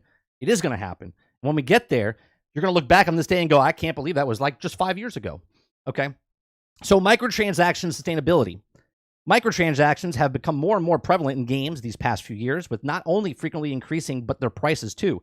Several days ago, Call of Duty Twitter account about the microtransactions in Call of Duty said that, has anyone else noticed that Activision seems to be slowing increasing the price bundles to see on how high they can go with Call of Duty? Shocker. Okay, we started off at 1,800 Call of Duty points in the majority of the bundles, now 2,400 Call of Duty points, and now there's 2,800 Call of Duty point bundles in the shop. Because if the market allows it, it's going to keep going. If people, they don't need everyone to buy the 1,800, but if people are buying 1,800, Stealth, one of my mods and one of the longtime viewers of our channel, he did this. I forget what game it was. Stealth, if you're here, I forget what game it was. It was a mobile game, and you did it live on stream. You bought a microtransaction. It was like a $2 microtransaction. I think it was Marvel's Revolution, if I'm not mistaken, right? He bought a microtransaction for like $2. Okay? And soon as he bought that $2 one, it gave him another offer. Okay? And the minimum, it was that Disney game. Oh, it was the Disney game, Rose. That's correct. It wasn't the Marvel's Revolution. It was the Disney Mirrorverse. I think it was the Mirrorverse. Soon as he paid the $2 for that, it gave him that next tier. And the tier was minimum $5, and it went up to like $20. So then he bought the $5 one, and then it went up to a minimum of like $10. Then he bought that one, and then it went up to $25. Okay? And instantaneously, it's like, well, let's see where we can put this, right? Because it was trying to figure out, okay, well, if you spend $2, let's see if he spends $5. He spent $5, let's see, he says $10. He spent $10, and he spent $20, and it starts to filter you through, okay? It's like one of those filtration systems. You take the coins, you throw them in, and then you shake the thing, and all the coins fall through to see how much, and it sorts it out. That's what that's doing. The algorithm is trying to figure out what to sort you in. What percentage are you going into, okay? That's what's happening. So that's a 50% 56% increase in the price of microtransactions in Call of Duty over the few years. It's not entirely clear why the cost microtransactions increase exponentially, but it's likely the retaliation of rising development costs. One caveat to this, though, is consumers will eventually not just pay for microtransactions because it's steep prices. With worldwide recessions hitting almost every country, consumers would rather put food on the table rather than buy the next weed camo weapon bundle. I mean, this is another thing that's happening, right? So they just keep putting it out there and like, oh, well, the prices are raising. I don't know. Last time I checked, when you buy something or you're working on a project and you put a price out there, right? How much is this going to cost? I want you to build a car for me. Well, the car's going to cost, it's going to cost $25,000 for us to build your kit car. Okay, great. Here's the $25,000 up front and pay for it. How long is it going to take you? It's going to take us a year to build. Great. A year to build. Here's your $25,000. In what way, shape, or form did they come back and go, well, we're putting the bolts on, and that's going to cost you an extra $25. And then we're using the screwdriver, and the screwdriver is going to cost you an extra $25. And then we have to hammer that thing in, and then it's going to cost you an extra $25. And you're like, hold up. Didn't you quote me that it was going to cost $25,000 to put this thing together? Isn't that including all your costs? So when they say that the raising prices of the development costs of the game is already put into the budget ahead of time. Now, I do understand that there's live service games and free-to-play games that they didn't make any money, but there's still a budget that they made, and they made that money back. So what are they doing with that extra money? I know what Lorien Studios is doing with their money, right? They made a game, and they sold that game. And now they can make whatever game they want because this game is so successful with Baldur's Gate 3. But yet other companies are also very successful. But yet, for some reason, the money just keeps slipping out of their hands, looking at you, Bungie. Okay? So by the time the next generation rolls around in 2027, 2028, the past generation releases have shown us that they'll be likely to pay $80 for our games anyway. Almost every generation has seen a $10 increase in price of games, but it feels like the next time it could be a lot different. Now, in recent Insomniac hack has also already shown that the publisher are already thinking about new ways to sell their games, with the likes of Marvel Spider-Man 3 being pitched to sold at 3 parts of $50 each. With the spiraling development cost, it also can see what some commercial flops close the studio. It's clear that the publishers will be exploring their boundaries of selling their games. One of these is unfortunately for us, and will be selling the games at a higher price. So it says in the article, what do you think? Do you think it could be seeing a $100 by the end of the decade? Let us know. I mean, technically, we're already there, right? We're already there. We're seeing an increase of $100 because you've had it for years now, right? Like there's free to play games that come out that charge you $40 because of Founders Pack, right? There's $70 games charging you $100 because of 3 days early access, right? And it's all been there. It's all been there. So, is this going to happen? Yes. Yes, it is going to happen, right? It's going to happen sooner rather than later. I don't even think it's going to be at the end of the decade. I think it's going to happen sooner rather than later because budgets are going to increase. They're not going to get as many sales. So how to counter that, they're going to have to raise the prices. And less people are going to buy their games, but also afloat that. And if they can't do it, they're going to close shop on studios. Lots of more firings are going to happen because the game's going to come out. They're going to be working on it for 3 to 4 years, 5 to 6 years. They're not going to make the money they need to make. And then they're going to blame you. That's right. You and me and you and you, because you didn't spend the money on the video games. But these are just my thoughts. Let me know yours in the comments section down below. Please make sure you share, like, and subscribe. If you like what we do here, check out some of these other videos that we have on our channel. Thanks for watching. All right, let me see what you guys are saying.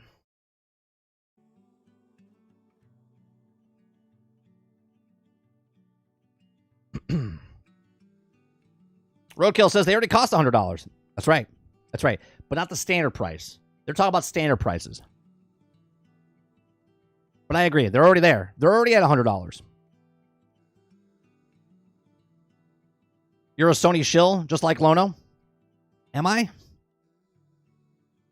Still doesn't mean that it connected just to a funny Easter egg unless they develop... Oh, you're talking about the Watch Dogs again. Fate Walker says, I feel like the garbage truck simulator is above 90. It should still be trash. Is there a garbage truck simulator? Are you messing with me? No, I love my simulator games, Fate. In reality, the more intelligent people usually, like in the U.S. school grading system, 70 is neutral or natural. 90 is higher, is good. Anything below 70 is failing.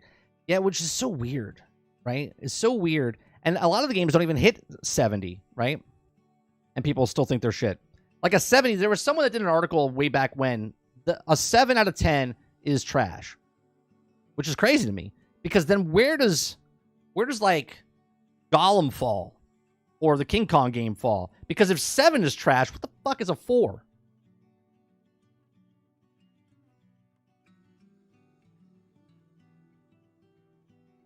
If games truly cost more, then we'd also be able to charge for them, and the market would bear.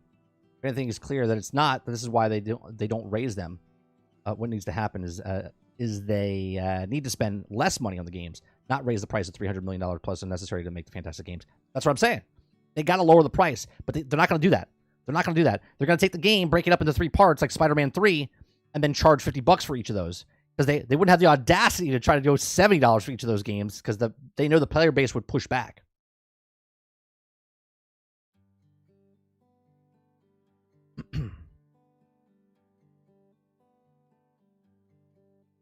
Another thing says, what's the game that the mechanics are solid and has a bunch of gameplay features without a solid story?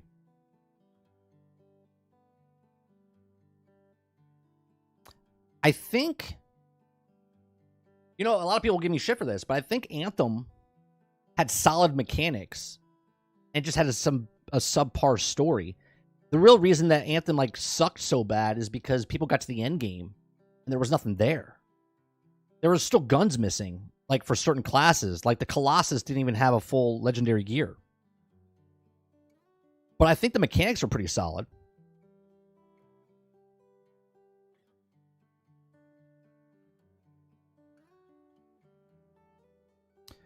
Don't give a shit about inflation. Everything is going digital. So there's no middleman anymore. So $70 is still too much. That's another complete story, Mo. Like, me and Sarge talk about this every week on GXG, right? They get more percentage because they're not shipping. They're not making plastic boxes. They're not printing the discs. They're not doing instruction manuals. They're not buying shelf space, right? There's none of that. There's none of that, right? They really don't even have to advertise anymore. The traditional advertisement. The way they advertise now is they can do a tweet, right? They can put advertisements on the videos that you're watching here, okay? Like they have before it was put a board in a city. And people buy, travel past it in car or walk and see it and go, oh, okay, right? They still do that. But for the most people, they can, really hone in on who likes what game, right? Steam does it all the time. They're like, oh, you played this game? You might like this game. Boom. And it shoves it in your face. And you're like, oh, okay, I'll do that. So it's very strange to me that they can raise the price up. Still, they're getting more profit out of that. And yet they're like, it's not enough. We need more. We need more.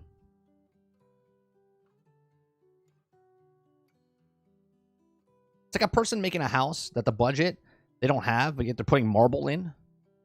Instead of buying a smaller house and then building up, revenue and stuff like that. Like they buy a small house and then they sell that house and then take that money and put it into the next house. And then they sell that house and they get more money and then they get a bigger house, right? They buy the bigger house first, put all their stuff in it. And then when it doesn't sell and they lose their ass, they blame the person. Well, just the market didn't want it. It's like, well, you're an idiot for spending the money you did. That's the production team, right? That's the suits up in the office, ivory tower, going, yeah, go ahead and throw $500 million at a game. What? It only sold 2 million copies? Why didn't anyone tell us that was going to happen? Like, this has been happening in Hollywood for years. Everyone knows when you make a film or a television show, you could lose your ass big time. But for some reason, video games is different.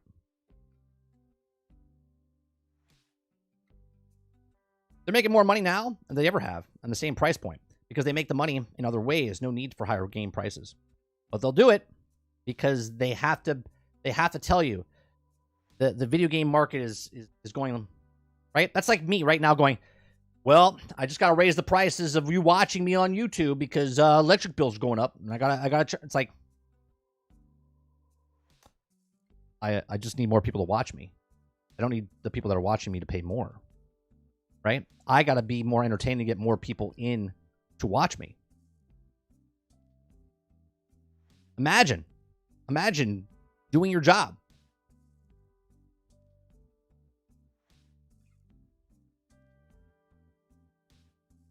Let's extract the maximum amount of cash from the addicted player base. Yeah.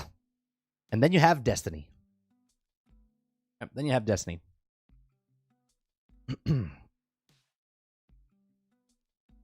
$100 for a game that's not anything less than 30 hours minimum. I also have a mind blown at the amount of hours. Oh, yeah. Bungie's money is going to the company knitting classes and the espresso machine and the masseuse and everything else. Yeah, but here's the thing, El. You're saying this is why we need AI. You think that once they get rid of the people that are writing movies and video games and they put it to AI, that they're going to lower the price? Do you think they're going to lower the price? Because that's not happening. They're gonna push harder. They're gonna push harder.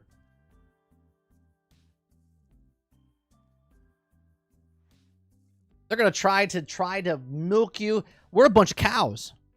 They're just sitting here going, yeah. We're a bunch of cows.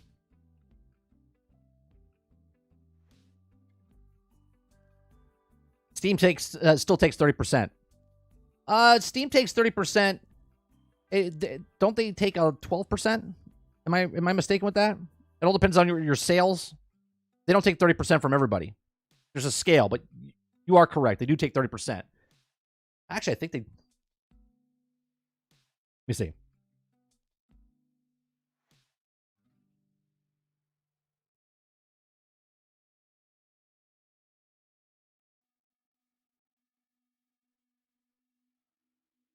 What percent does Steam take from sales? The percentage is the same for the publishing, purchasing. Steam takes 30% cut on sales totaling less than $10 million in value. So if the game costs $10 on Steam, Steam gets 30% of that cut for the first million copies sold. Yeah, so it's 30 and then it goes down.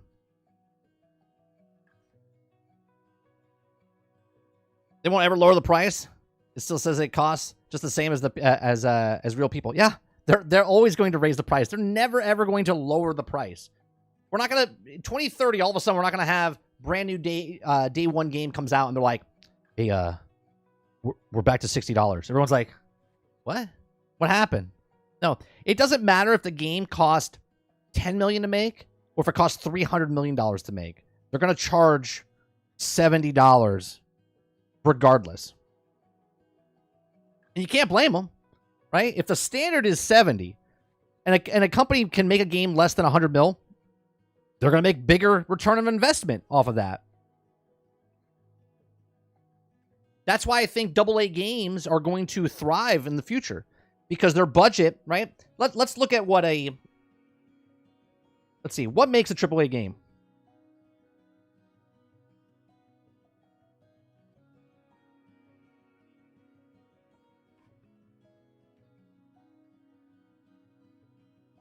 Okay, in terms of AAA, again, this is coming just from Google.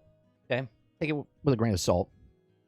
Okay, a term of AAA games classification used with the video game publishing industry and significant high-budget, high-profile games. They're typically produced and distributed by large, well-known publishers. Right? I think it's above like 75 mil is a AAA game. Okay, that's gonna have to move.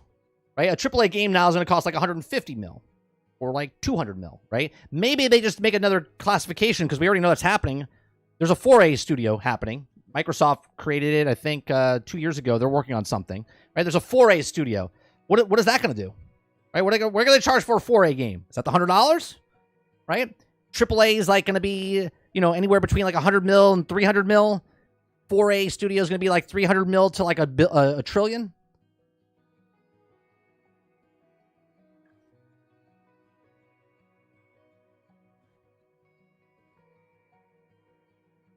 You milk the cow until he's dry. Then you make hamburgers. That's right. You gotta fatten up that cow first, though. They're just a pocket of all the money saved by using AI to show the growth of investors. Then they will continue to have to find other ways to increase the money, and it'll be back to square one. That's right. Right?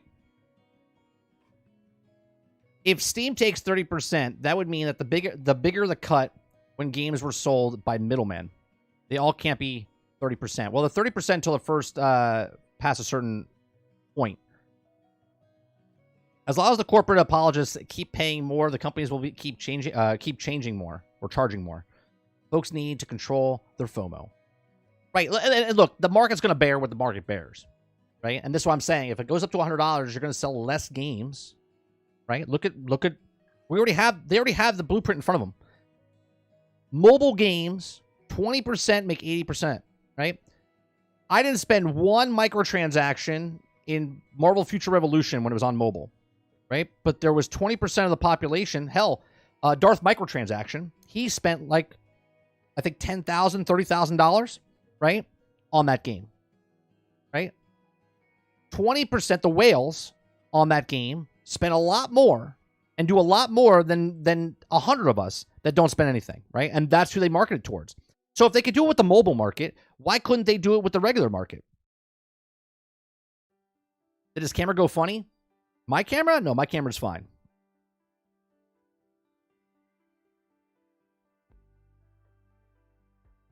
As long as corporate... I already read that one. I bought Vampire Survivors for $3 and play it more than the AAA games now. What's going on, main event? You know what's funny? I just played it the other day on my mobile phone.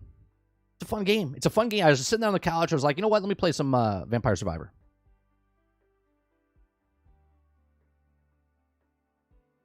That's no whale. It's a kraken.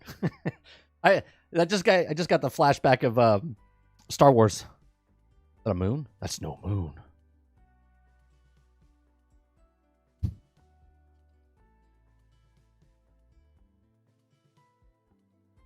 Yeah, but it's crazy. And if it works for mobile, why wouldn't they do it for the regular games? Play more indie games. You'll be happy. And that's what I'm saying, Jones. I think a lot of people that say that they're going to stop buying or playing video games, I don't think you're going to stop playing video games. I think you're still going to get companies like what Larian Studios is doing at Baldur's Gate. They're like, look, we're not going to... People try to do FOMO with their deluxe edition. They came out and said, there's no FOMO. We're going to sell that as much as we can. So if you want to buy the deluxe edition, you buy it straight from us. You don't need to buy it from a third-party site, right? They put so much content, right? This is why so many companies are afraid of what Larian Studios is doing. An independent studio. What's going on, Super Dave? Happy New Year. An independent studio that's doing their own thing and making and being successful. Me and Sarge say it all the time. Make a game, sell a game. Right? Whatever that game is. Make a game, sell that game. Put your best... When I say make a game, that make a game part is your blood, sweat, tears, everything. Your integrity, everything into that game. Make the best goddamn thing you can make. Do you think that the studio made the best goddamn game they did when they made Gollum? Or a King Kong game? Right? Something majorly went wrong in that studio. Or studios. Eric One Up says, I don't believe people will stop playing games if they ever hit $100. Your average person, like myself, even since they hit 70, are now buying less. For example, this year, I only bought Street Fighter 6, Baldur's Gate 3, and the finals because it was free. Now, sorry, but the house payment comes first after food, of course. Oh, of course. A lot less people are going to buy games. And this is what's happening now. This is happening in the movie industry. This is happening in the video game industry, right? They tell you how many people are buying the game or playing the game, right? They don't tell you there's a lot of sales anymore. I had a video of this a couple weeks ago, right? Shipped is different than sold, right? They don't tell you. They tell you the numbers now. This game, there's 13 million people playing or accounts created. They don't tell you the actual number because numbers don't lie. And if you have the actual number, then you know how much they made, okay? Or you can have a really rough estimate of what they've made or what they're making. Okay, they don't want to do that. Okay, less people are buying the video games. Even the games that you look at and go, well, this one has 12 million people that bought it. Great, right? There's less people paying for it. Like Starfield, I like Starfield. I'm not going to back down from that. I like Starfield. Okay, I didn't pay for it. I got a code. from I forget what website they gave it to me, right? And then I play it on Game Pass, right? It plays on Game Pass. I didn't pay for it. They say 13 million people are playing, but 13 million people didn't buy it.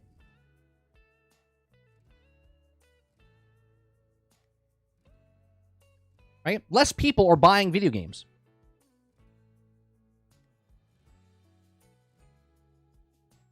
Ready for new games this year, starting with the Prince of Persia tomorrow. Oh, does it come out tomorrow already? 6th. Is that right? Let's see.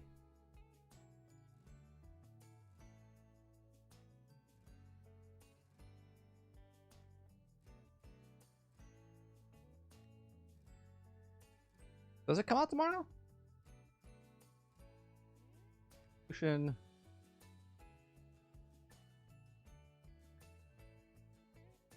No, 18th. Does it come out the 18th?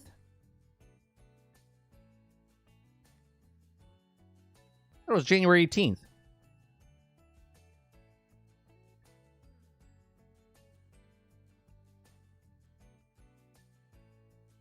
Yeah, right here. It says 18th on the, unless you got, like, early access or something. Yeah. Good old Opera GX tells me the whole list of games that have come out. Yeah, Prince of Persia is on the 18th.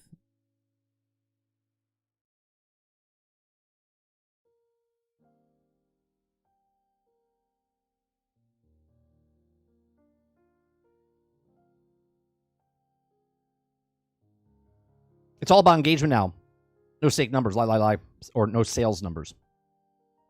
Jones says, how to lie with statistics. I thought Prince of Persia doesn't come out till the 18th. Yeah, Prince of Persia is on the 18th. I don't think less people are buying games. I think people are spending more inside each game. Right, but there's less sales of the actual game, though, Sarge.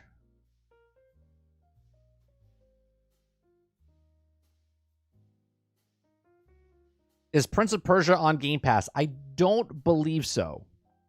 I don't believe so.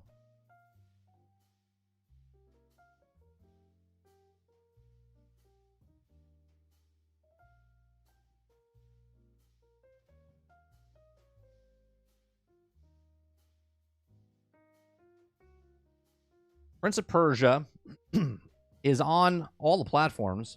It's on Luna. You don't have to pay full price for it. You can rent it, basically, through Luna.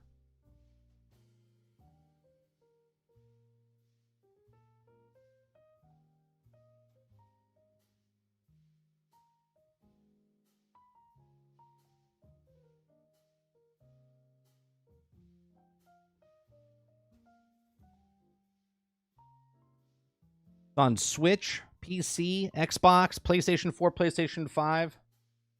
And I believe it's on Luna as well. You can also get it on Ubisoft Plus PC access.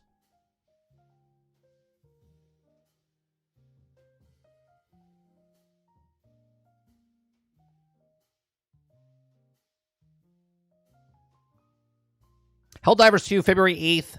30, we need community. I'm going to be playing on the PC when it comes out. I'm going to try to get it on the PC.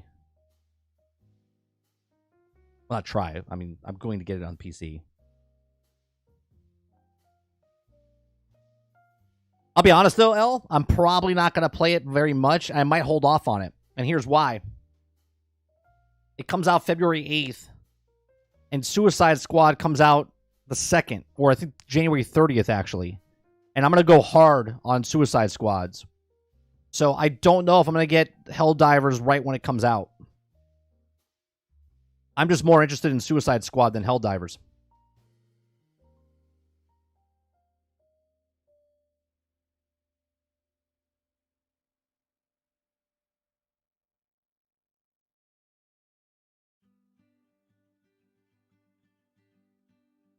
I'm not sold on Helldivers, but I'm getting Suicide. Yeah, I'm definitely going good on Suicide. Look, it could be a shitty game. It could be a terrible game. I like Rocksteady. I like Rocksteady's stories. I'm buying the game to play it day one. And we'll see what happens.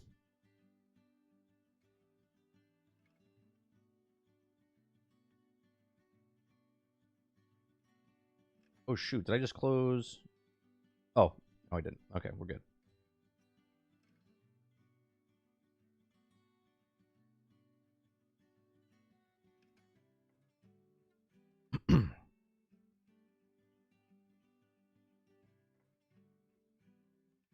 Going suicide, the quote. Yeah, yeah. Yeah, it's weird with the name. YouTube and stuff, when you say Suicide Squad, you gotta say it. You gotta be careful what you say. Suicide Squad killed the Justice League. But it wasn't live service, so there's that. Oh, you're talking about Helldivers 1. Yeah, I'll be interested to see how they go about it. Mike is a superhero game connoisseur. I like my superheroes, man. I like my superheroes. I might be 45, but I'm a kid at heart, man. I like superheroes. Look, when I was a kid, I had my action figures, right? I had my Justice League figures. You move the legs and their arms moved, or did a karate chop, and stuff like that. Like, I love my superheroes. And when I was a kid, we didn't have really cool games. You know what I mean? Like, the kids now are spoiled because when they go to the movies, they get to see these Marvel characters in these big screens and whatnot. We had Batman with Adam West when I was growing up, even though he's older than me. But when I was growing up, I was watching that. Okay? Like, I tell this story all the time. Okay? When I saw the first Avengers film and I saw Hulk turn into the Hulk, now there's Ed Norton's Hulk and stuff like that, but I thought that Marvel in the first Avengers film, I was like so excited. Now looking back, it was crap. Okay, but Marvel's Avengers, when I saw Hulk change and he punches the thing and then flies off, I had a tear. I got teary-eyed because I was just like, I got to see my boy. Like, this is it. Marvel's going to be so... And then they shat all over Hulk. But it was nice seeing the Hulk on the screen. Right? Now, just spoiled. Just like, yeah, whatever. Right? I love playing as these characters because it's better than action figures going... Right? I'm like, I am Hulk. I am Iron Man. I am Batman. I am Superman. Right? And that's what I like. Right? I like these stories off the pages of comic books and then being able to play.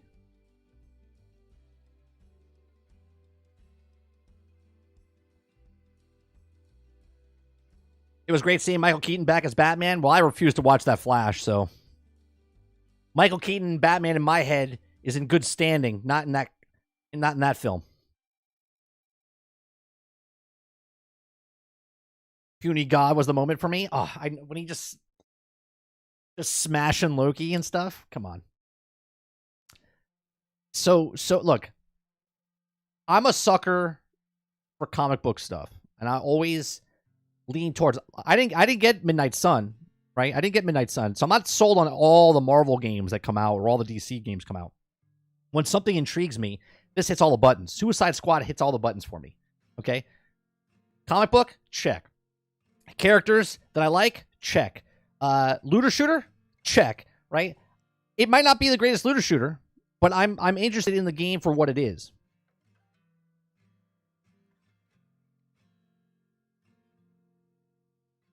Vandal. It's we call him Beta Hulk. I watched the Lego Batman with my son this weekend. Is there a new one? We're talking about the older thing, Dolphin.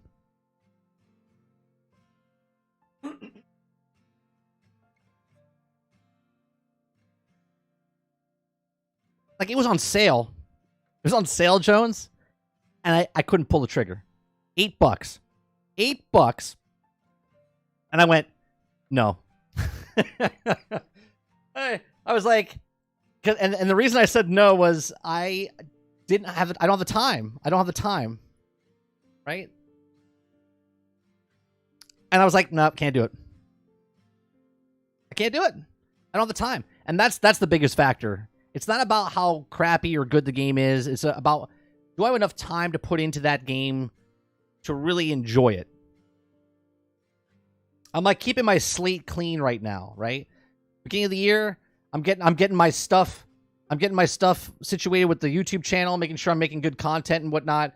And then when Suicide Squad comes out, I'm going hard with Suicide Squad. I bought it for full price, need to finish it. But see, that's my problem.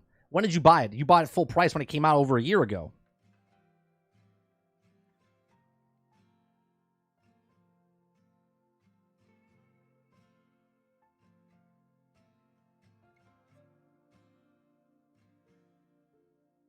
Another AC6 is Midnight Suns.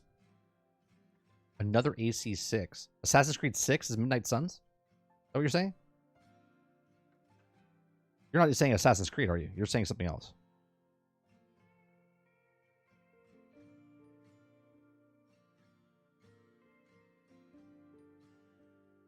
Now it's cheaper with DLC. Yeah. It was the whole thing. The whole thing, $8 with the DLC.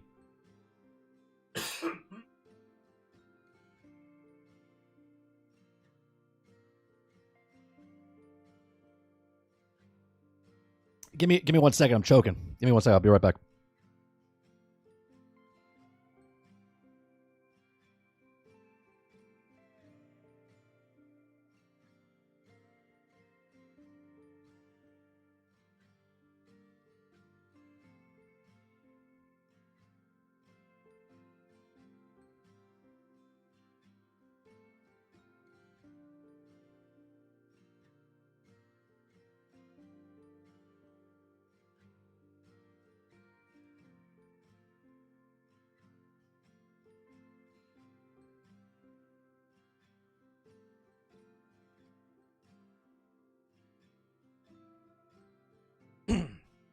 Sorry about that.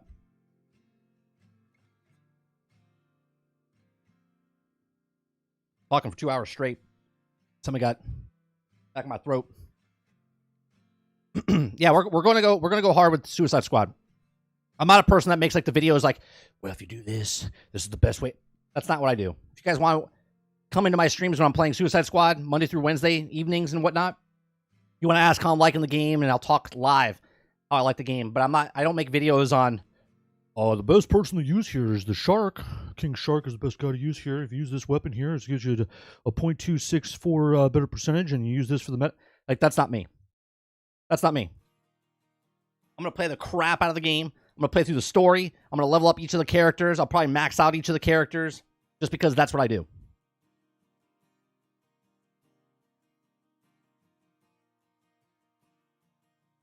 Plenty of other content creators out there that are going to make awesome videos for that.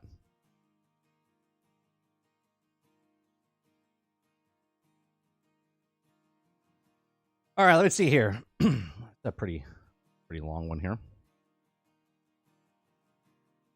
You want to annoy me with the math? No, I won't be like, oh, it's a 764% more if you use this shotgun with Harley, and I have this build going on with you want to take this, and you want to make sure you put the stockings on her, the fishnet stockings plus the shotgun, and then the with the sledgehammer, it does a 6449er more percent. Yeah, and this is the best thing in the game. You can get this if you do this. If you hop on one leg and you jump on this building here, and then you kill this guy twice. Yeah, I'm not gonna do any of that. None of that.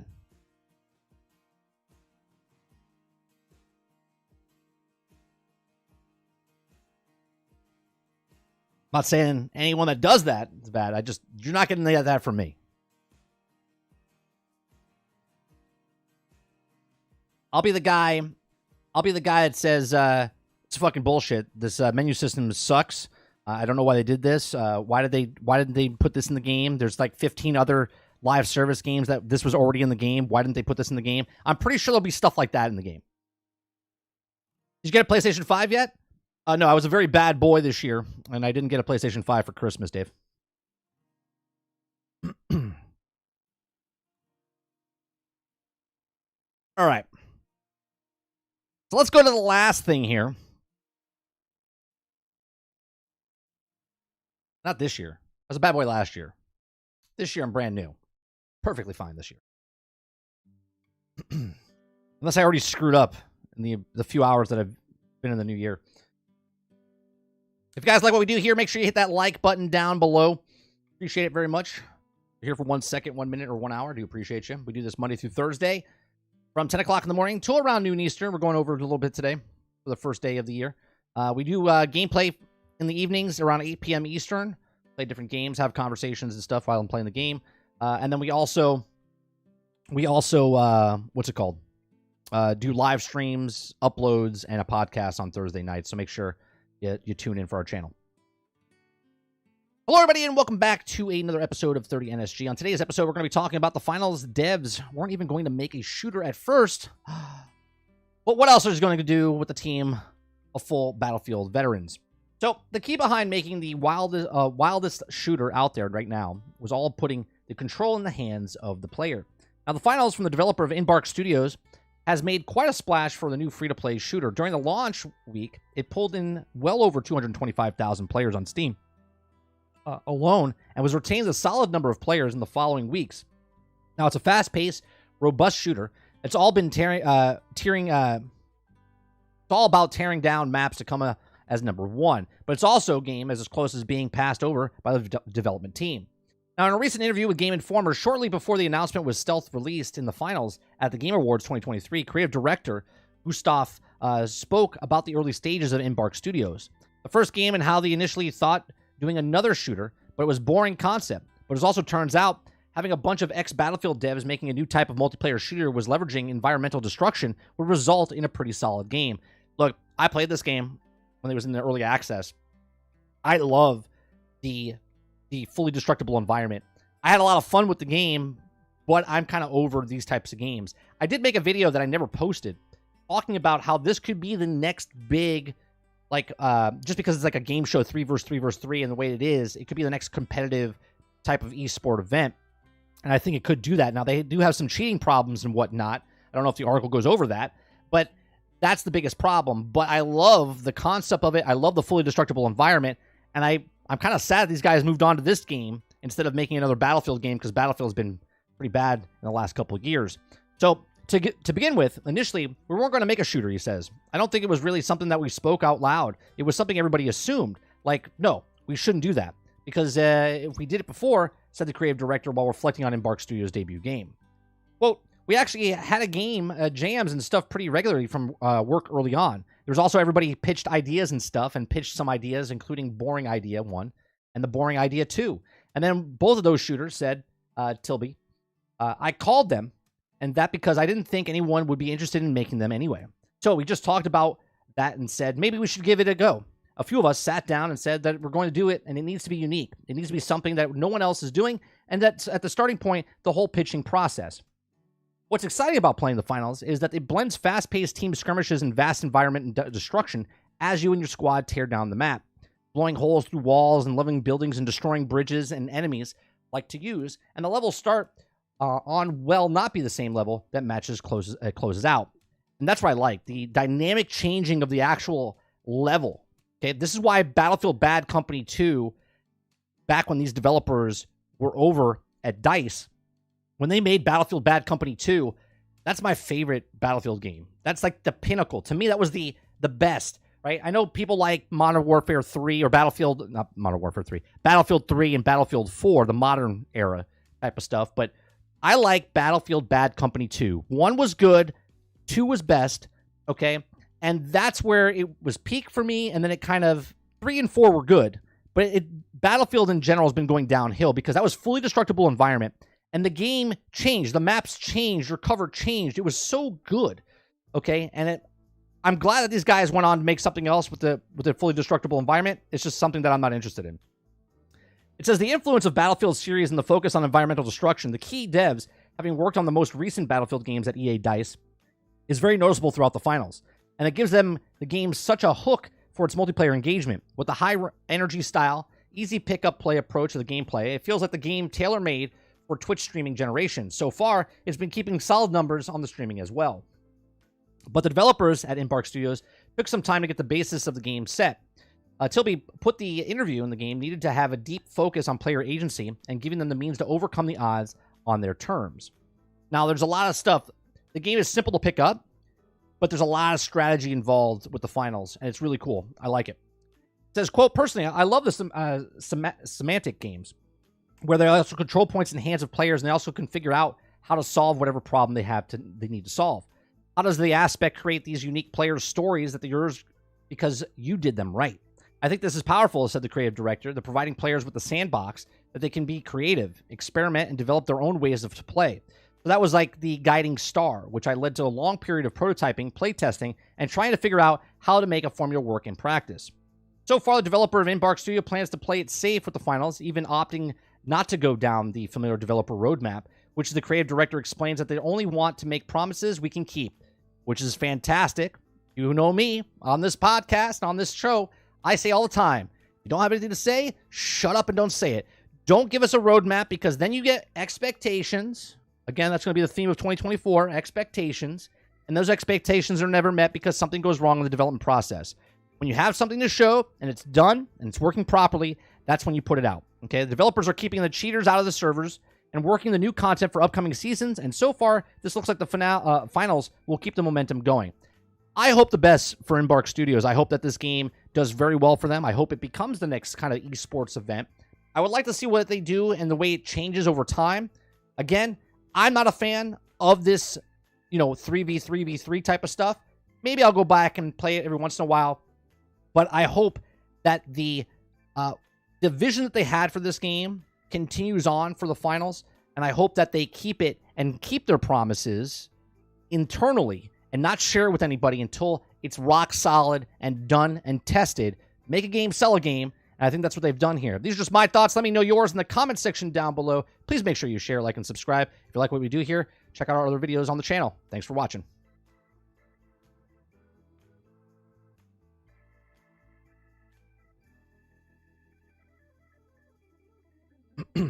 Waiting for the PlayStation 5 Pro?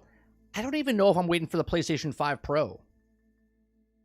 I'm not interested in a lot of the stuff.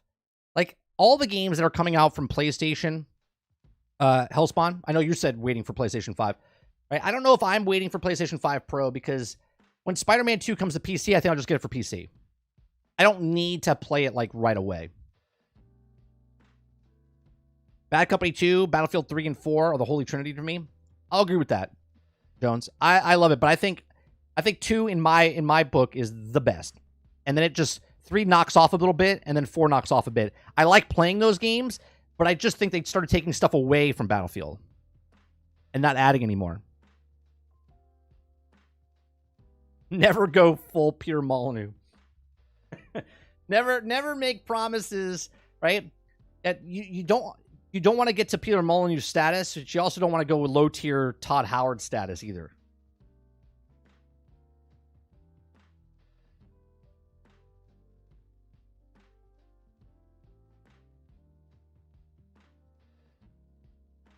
Not a big fan of these esports games. What's the other X Dice game that is coming out? The other X Dice. Is there another one? I don't know.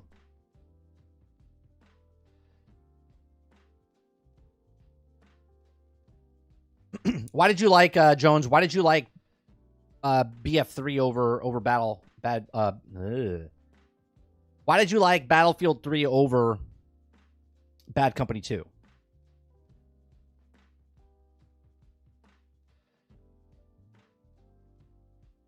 See, I just thought that the way Battlefield Bad Company, one, I liked the whole package. I liked that it had story, right? And then I love the multiplayer aspect.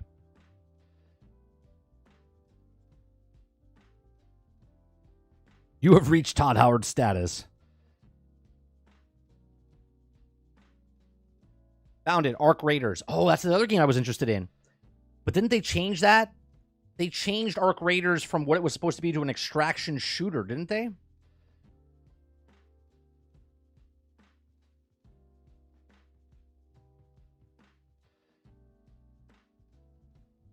I thought that they changed the fundamentals of Arc Raiders to an extraction. Battlefield Bad Company 2 was the first one I played. It got me into the series. It was pretty damn good. I enjoyed 3 and 4 as well. Everything after never felt as good to me. Yeah, because after 4, that's when they went hardline. Then 1, then 5, and then we have 2042. Battlefield Bad Company 2 was janky in comparison. Janky? Janky in what way? Controls or...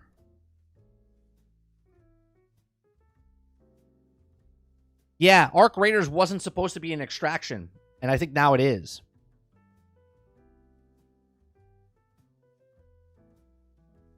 What's going on, Ryan? Looking forward to the First Ascent. I was very, very surprised. I was hooked. I was hooked on the First Ascendant, right? And I don't want to get excited for the First Descendant because I'm hoping that what the First Descendant is doing is what the Transformers Reactivate game is going to be like, but with Transformers instead of the First Descendant, right? Like, I thought it was cool. Don't get me wrong. Looking at Bunny's ass while I'm playing the game, fantastic. Okay?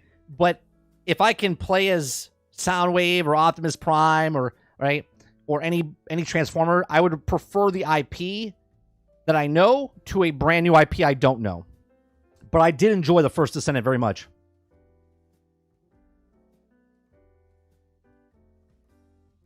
I think it was the last game in that engine. No hate. Bad company, though. Oh, no, I wasn't asking if I hate. I just don't remember the jankiness. But again, the mind's a wonderful thing. You get to forget some certain things. Bad Company 2 was the last Battlefield where you could only crouch, and Battlefield 3 and was the first one you could go prone. That's true. That's true. You couldn't prone in Bad Company 2. But I love the whole, just all of Bad Company 2 as far as the destructible environment and just the game modes, just the epicness of it, the tank battles and everything. It was just fantastic. Now, technically, you can play that again inside of Battlefield 2042. Play a lot of Portal. We should play Portal. Maybe we'll play this week. Maybe we'll go back into Battlefield 2042 and play Portal. I actually like Battlefield 1943, the small little game that they put on Xbox. That was a fun game. It's like a $20 game or something like that. That was fun.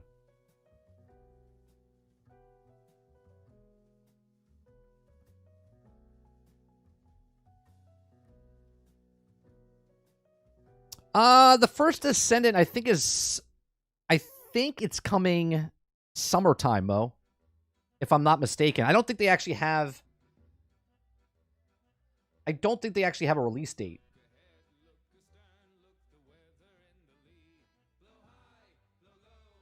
It just says summer 2024, so it's summer.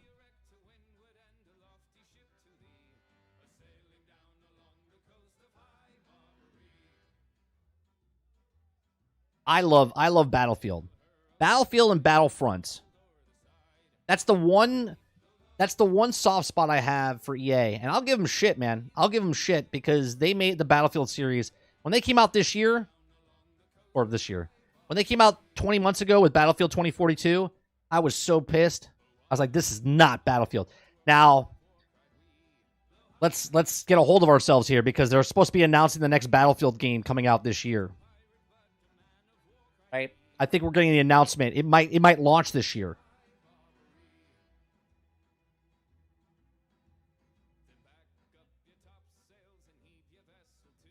Fun fact, 1943 recently closed down its servers. I know. Which they should just take 1943, put it in Portal.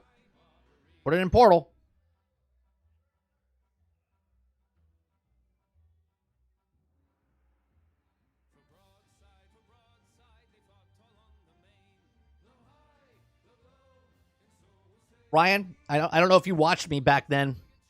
I don't. But I said, leading up to it, we played the beta, and it was terrible. I was like, do not buy this game. Everyone's like, don't tell me how to spend. I'm not saying you, but people are like, don't tell me how to spend my money. I'm like, look, you can spend your money. I'm just letting you know, like, just don't buy it day one. I was like, just hold off. Nothing's going to happen if you buy the game day one, except you're going to lose your money. And so many people bought it. I waited. I had 10 hours early access on the EA Play. I spent an hour and a half and said, I'm good. And never used the rest until it came to Game Pass 1 year later. I would be so pissed. That would be the game. If I wasn't already the way I am, that would have been the game that broke me. That would have been the game that broke me if I paid full price, early access, $150, and then it came out the way it came. That would have been my origin story for YouTube. That would have been the origin story. I would have been like, fuck you, EA. And I would have started a YouTube channel then. Instead, I was already jaded. And it was years before.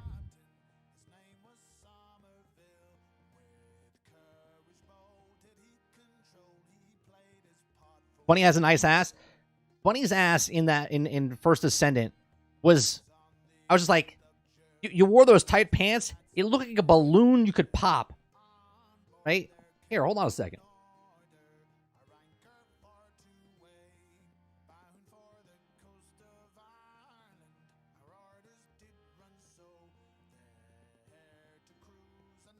When did we play that? We played that back in First Descendant. Was that back in like August? I think it was like August. That's your Sant.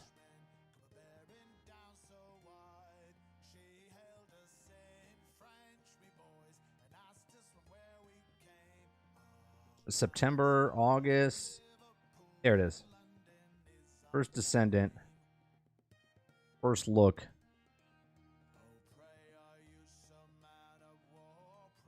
Yeah, 3 months ago.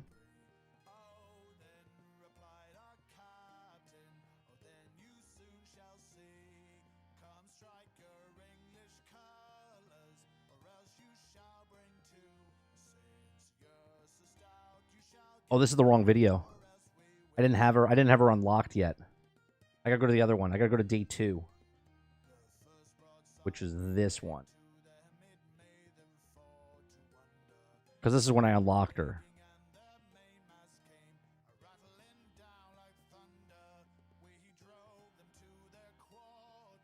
Like, look at this. It's like a goddamn balloon. You can take a needle and just pop it.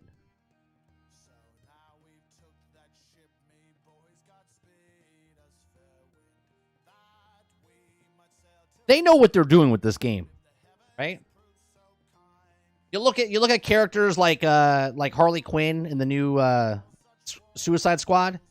She's not bad looking, but she's not this looking, right? If you put Harley Quinn in Suicide Squads and put her in her getup that she's known for, and the clown makeup and stuff, and put her in this, I guarantee you sales would skyrocket.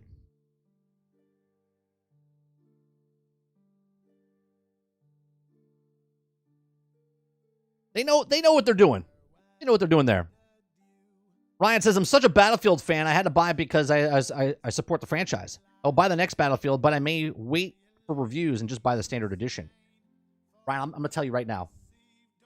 Without ever seeing one frame of the next Battlefield, I would not purchase it pre-order day 1, week 1. Wait at least 1 week after just to see everything that's going on before you make that purchase.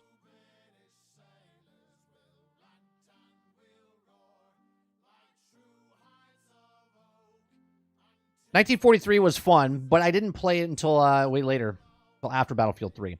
Well, the reason they're shutting all the servers down, I'm telling you, is so people go get 2042 and play Portal. That's exactly why they're doing that type of stuff. You got to make the problem. You got to make the solution. The solution is you can play these game modes and stuff, or these types of maps in the Portal. So they have to get rid of the servers and stuff so they can put it in Battlefield 2042 so you go play it. Randall says, I personally ain't spending $150 on any game. I don't trust any of the AAA companies to release a complete, polished game anymore. CD Projekt Red broke my soul. I give no companies benefit of doubt. I 100% agree with you, right? Everyone gives me shit because Cyberpunk 2077 is one of the best games out there, they say, right? But I didn't hate it because of Cyberpunk. I didn't like the way the company did what they did, and that's why I don't like or don't play Cyberpunk 2077. But I get you. It sounds like Ryan has a learning disability. 100%, Mike. I'll be waiting to see how it is next. No, see, he's learning, Sarge. He's learning. Everyone's got to learn, man. What was the game that broke me? I think it was Destiny. It was Destiny or Division 1 is where I was fed up with it.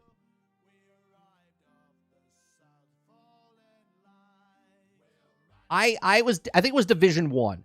I paid full price. It was Division 1. I paid full price for Division 1. I got early access, got the extra bonuses and stuff, and then they had massive issues, and then it took them forever to fix it. And I was like, never again. I was like, never again am I doing this.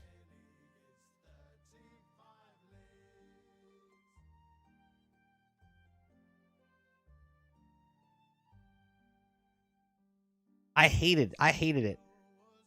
But I still liked Division. I bought Division 2 because I liked Massive, right? I was excited about the game, but I said, no longer will you get my money up front. No longer will you get my money up front.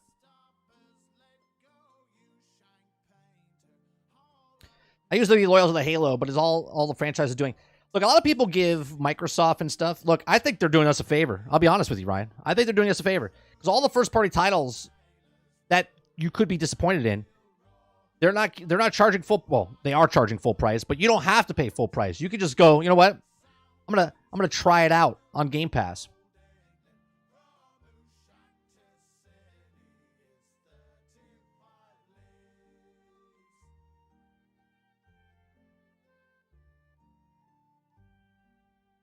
Massive issues. Nice pun. You're welcome.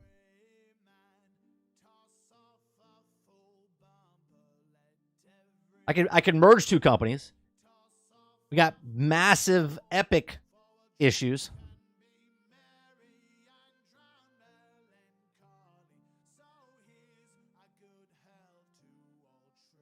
I didn't even pay for Infinite. But that's what I'm saying. A lot like, and this is why I don't understand. Let's bring it back around to Starfield real fast. Right? This is why I don't understand why so many people are upset about Starfield. I don't get it. So much so, I did close that one article that I wanted to read. Let me go back to it real fast. There was another article I wanted to read, and this is, I did close it by accident. Where is it? That's Superhero Submitted Stories. This is the...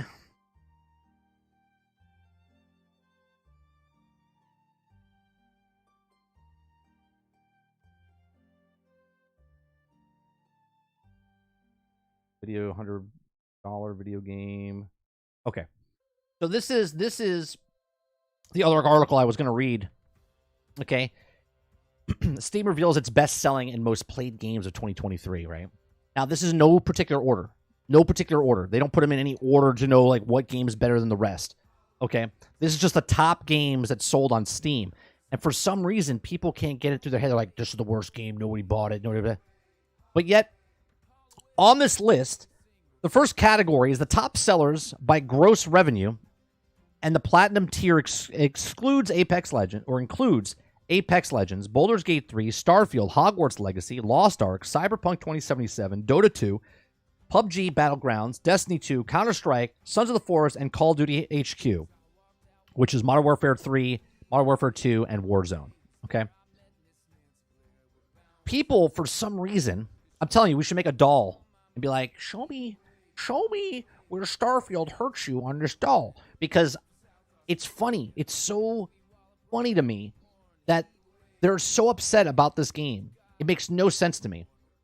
Right? The new releases in 2023 by gross revenue is next on the platinum tier, includes Street Fighter 6, Starfield, City Skylines 2, Remnant 2, Armored Core 6, Payday 3, Resident Evil 4, the remake, Star Wars Jedi Survivor, FC24, Hogwarts Legacy, Sons of the Forest, and Baldur's Gate 3. Now, I want to make a kind of a claim here, okay? What I find interesting is that City Skylines came out broke, right? Remnant 2 had problems, okay? I don't know if Armored Core did. We know Payday 3 had major issues. Star Wars Jedi Survivor had massive issues, okay? And I think there's one more game. It's on that list. But a lot of these games came out and they were either poorly optimized, massive glitches and bugs that are still fixing, okay? And yet, again, the most grossed revenue on the platform. And that is a problem. The problem is a lot of people buy the games day one, pre-order day one, okay? And the games are broke. They're buggy, unfinished, and they can't do anything about it, right? You pay your money up front, and you have to wait 6 months. You got to wait 12 months to get the thing fixed. Okay? Now, the next thing is most played, followed by is measured by peak concurrent players in the platinum tier, consistent of games that have over 300,000 peak players, and includes Goose Goose Duck, Sons of the Forest, Hogwarts Legacy, PUBG Battlegrounds, Counter-Strike 2, Baldur's Gate 3, Destiny 2, Apex Legends, Dota 2, Starfield, and Lost Ark. Okay, so far, the game that The internet wants you to think that, now again, this doesn't matter if it's good or bad, right? That nobody's playing it, okay? That nobody's playing it is on the top platinum tier, okay? Okay, it's on the platinum tier. It's the most played, and it's the top early access game, okay? Right? Most played, new releases and revenue, and also in the platinum tier, okay? Also, the top early access graduates, right? Early access graduates by gross revenue include Sunhaven, Ready or Not, Baldur's Gate 3, War Tales, Marvel Snap, Everspace 2, My Time at Sandrock, Farflight, Against the Storm, Dave the Diver, Demonologist, and Disney's Dreamlight Valley. Okay. Top Steam game deck games by daily active players include Elden Ring, Dave the Diver, Hogwarts Legacy, The Witcher 3, Wild Hunt, Baldur's Gate 3, Resident Evil 4 Remake, Grand Theft Auto 5, Half-Life, Starfield, Vampire Survivor, Armored Core 6, and Cyberpunk 2077. And the most played games by daily active controller players, including Call of Duty HQ, Armored Core, Rocket League, FIFA 23. I like how it says Hogwarts. That's supposed to be Hogwarts. Legacy, Elden Ring. Great editor. Whoever you guys got at IGN, that's an awesome editor. Elden Ring, FC 24, Street Fighter 6, Resident Evil Remake, Starfield, NBA 2K23, and Apex Legends. Right? Most played daily active people. Okay? It's just mind-boggling to me that everyone's like, done. Never going to hear from him again. Okay? And latest, the top VR exclusive experience measured by gross revenue include Boneworks, Blade the Sorcerer, Bone Lab, Beat Saber, Five Nights at Freddy's, Help Wanted 2, Gorilla Tag, Half-Life, Alex, VTOL VR, Pavel, Elder Scrolls 5, Skyrim VR, and Into the Radius, and Ghosts of Tabor. Okay, so those are the things that all were on the big list of Steam this year, which I just think is funny. See what you guys are saying. Starfield would have been praised all around if Xbox hadn't bought Bethesda. Everyone loved the formula for 20 years now. All of a sudden, everyone hates them. Make it make sense. You know what, Vandal? I think you're absolutely correct. If Microsoft didn't buy it and they just came out with Starfield and it was on all and it was on all systems, I still think you would get people that review it and go, man, it's a bad game or whatever, right? You're always going to get that. But it wouldn't be as polarizing as it is this year because of it. The dude says Starfield has two major camps that I can see. One camp liked the game for what it is or was, and the other camp hated the game for what it wasn't. No? Yes. I agree 100%, dude, right? The expectations that people had, like if you went back and watched all the videos and all the things that we've said on this channel, right? Everyone's like, you should be more upset. I'm like, why? They didn't lie to me. I saw what the game was. I called what the game was. But everybody wants me to be like, well, they lied to you. No, they didn't lie to me. They might have lied to you because you didn't read and you didn't watch stuff, right? I actually said, when they said 1,000 planets, I can go back to the stream and go, oh, why did you say that, Todd? I said, why did they have 1,000 planets? They could have just had 5. They could have just had 10. And that would have been phenomenal. Okay? But they chose to put 1,000 in.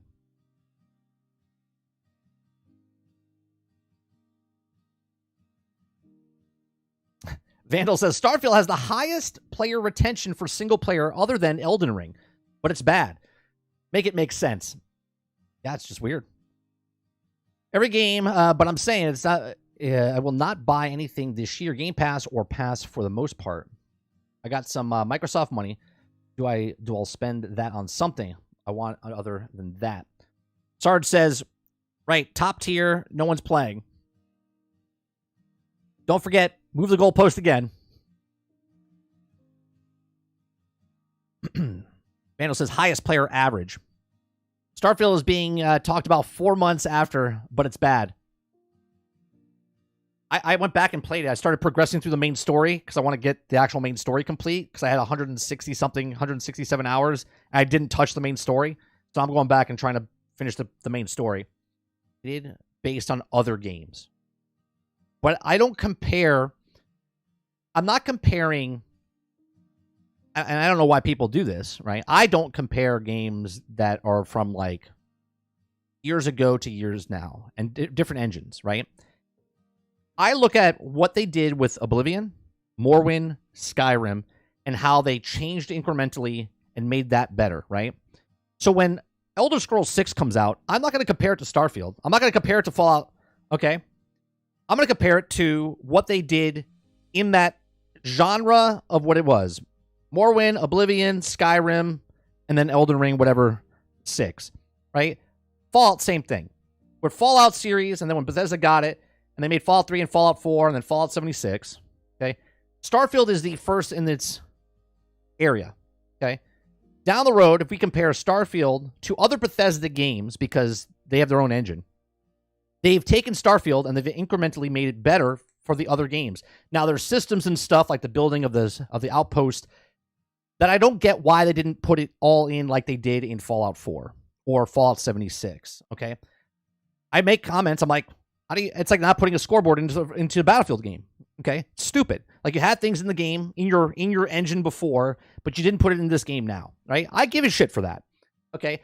But to say that it's outdated, what did you expect, right? Here's the theme, 2024, expectations. You're saying that it's outdated. Now, did you look at the footage? I looked at the footage, and I said it over a year and a half ago. I said, this is Fallout in space. That's what I said. Fallout in space. Exactly what it looked like. That's what it felt like. That's everything. And everybody came out, and all of a sudden, now that's exactly what it is. Right? So why is it that it's outdated? If you think it's outdated, did you buy it? Did you play it? Hell, I don't know if you played it. The engine's on its knees, but it's their engine, and it does what they need it to do. You also have to remember that I believe it's planned obsolescence, right? I think they do it on purpose because this is going to be going over Game Pass, and they're going to be adding more stuff to it, so the game might feel empty or shallow, and they'll fix it over time because that's what games are now.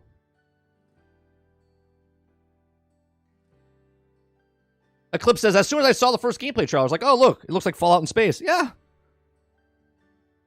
The dude says, people who have turned on Bethesda say that they have not innovated enough on that formula. So you either agree or disagree with that opinion. Here's the thing. How did they not innovate? How did they not innovate when they have procedurally generated maps that are the size of Skyrim? The biggest map is like Fallout 76, I think, right? Which evolved from what Fallout was. And they're making multiple maps, thousands and thousands of maps the size of what Skyrim is. But they didn't evolve, right? It didn't evolve. I actually watched the video where the modders complained. Now hear me out here. The modders complained that they made a mod where they tried to link the tiles together, okay? And then they went across the tiles, and the game started crashing. And they said, look, it's so broke that it can't even handle what it's doing. And I looked at them and I went, wait a minute. So now you're criticizing Bethesda for not putting in connected tiles, and then you did the mod to connect the tiles, and it crashed the game, and you're like, see, this game's broke. And I'm like, are you fucking retarded? That's exactly why they didn't do the connected tiles, because the game would crash, and it couldn't handle it. And I'm like, I don't understand. You're complaining about a mod that you put in the game that it can't do, and yet it's crashing. No shit, Sherlock. Hence why they didn't put it in the game.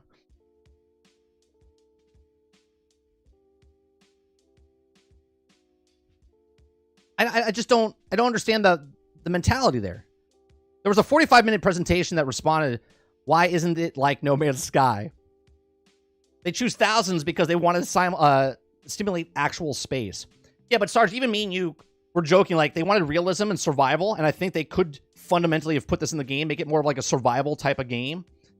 But they put it in where you're paying for people to come on your ship, and it cost them a certain amount, but they didn't want to put gas in because they didn't want to make it unreal, like they didn't want to make it too realistic, but they want to make it realistic. And people thought we were going overboard, but here we are months later, and that's exactly what people were complaining about. They're like, They should have went more survival, right? There was another video I watched, which actually was good criticism. Here's the reason I didn't have problems. Because if you guys watched the Jack Burton series that I did, okay, Captain's Log, if you notice I played the game, when I first played the game, I never fast traveled. I literally walked to my ship, walked to the city, walked to the quest, did all the stuff. I never fast traveled, okay? I took the ship, took off, went into space, got to the space, went to the thing, transported to the next location, fought people in space, landed on the planet, did all the stuff, right?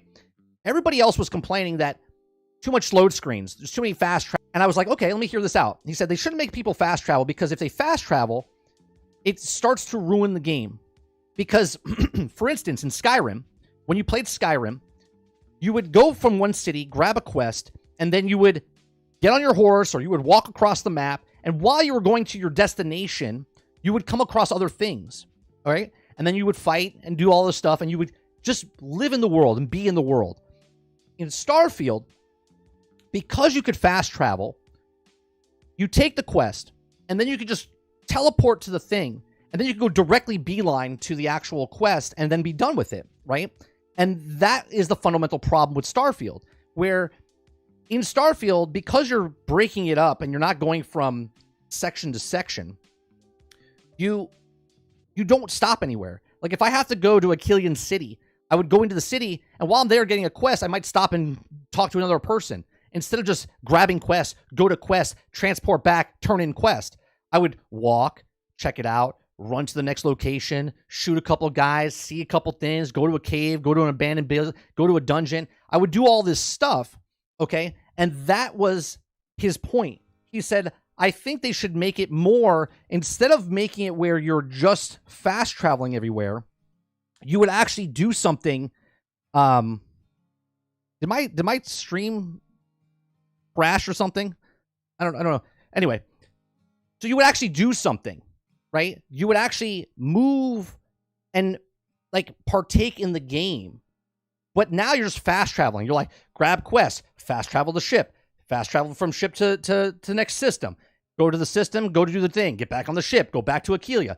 And that's what's the problem with Starfield. They have to fundamentally change the way you fast travel or move or give more points of interest for you to do.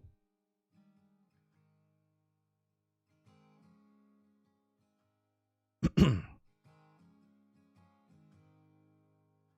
me see what you guys are saying. There's a camp that buy games to enjoy them, and then there's a camp that buys to hate on the game because of the streamer who said it's bad. It's true, Water. Insomniac made it basically the same 3 Spider-Man games in 5 years, which is fine.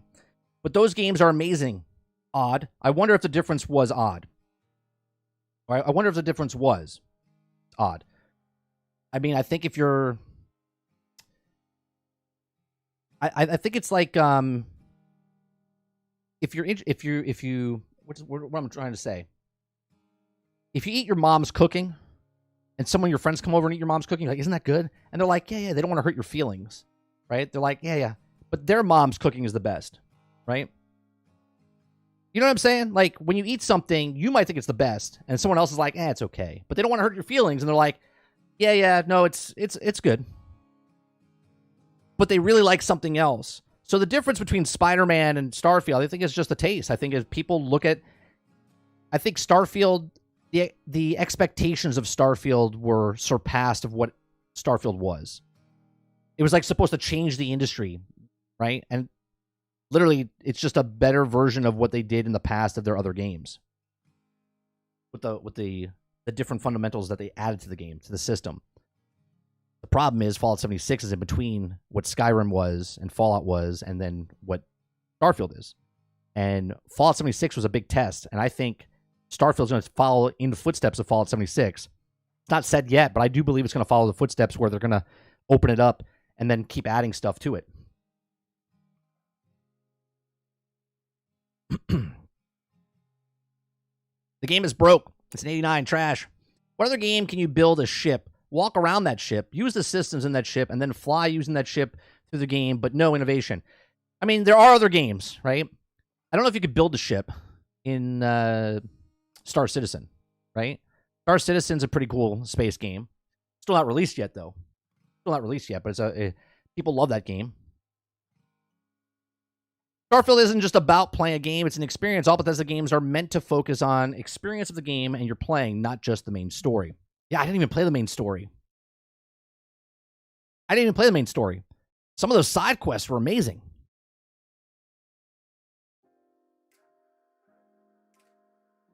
Water says, some may hate it, and some may love it. It's one of those games that you either hate or love. No in between. Sarge says, all you did in Skyrim was follow the marker, like a monkey. The AI is so bad. The AI is just as bad as it was in any other of their games.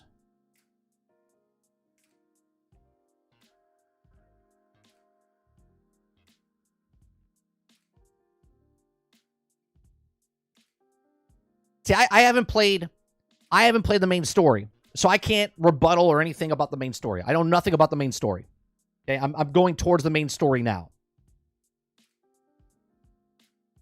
I don't want anyone to ruin anything for anybody.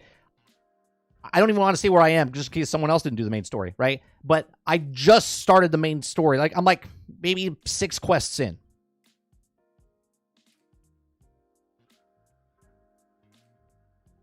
I'm interested in post-launch content and updates for Starfield. Right now, it's quiet for Bethesda. They on break. Everyone's on break. Yeah, and they came out right before the holiday break, Titan, and said that in the new year, every 6 weeks, they're going to be adding content. And they still have 250 people working on the game, which is bigger than most studios that make a regular game, that they're still supporting that game. Your mom's cooking's mid. 8 out of 10.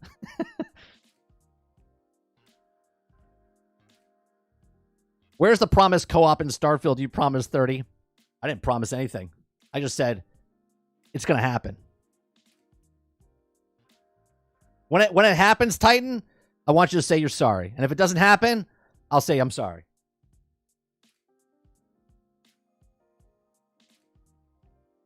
You have Star Citizen and Elite Dangerous to compete with. Yeah, but Elite Dangerous, you don't even get out of the ship.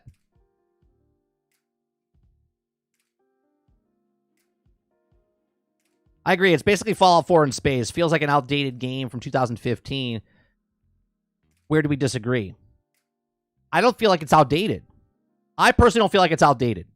I feel that it's a step up from their other past games.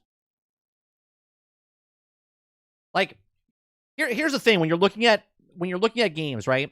Their last game came out, what was it, 2018, which was Fallout 76. And then Starfield was working.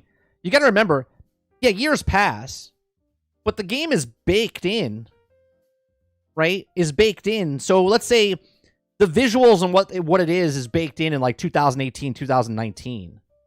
And then it comes out in 2024. Yeah, it's 7 years from what it was, but it's the next step in the next evolution of their game. You know what I mean? Does that make sense? Like, who's to say that it has to compete what Cyberpunk is doing, or it's competing with whatever else is doing? They're making games with their, like, if I'm painting a picture and you're painting a picture, why does my picture have to be compared to yours? As far as like I make mine into like Picasso style, and you pick a photography like Ansel Adams type of thing. Like, why does it have to be compared to someone else if they're using completely different brushes and different format? That's what I don't understand.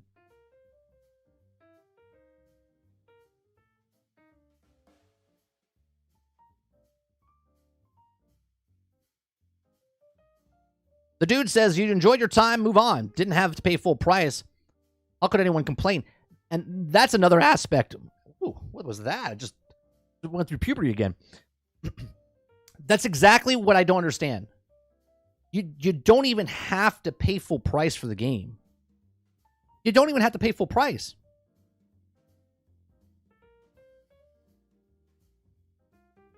So Starfield is going to win best ongoing game next year.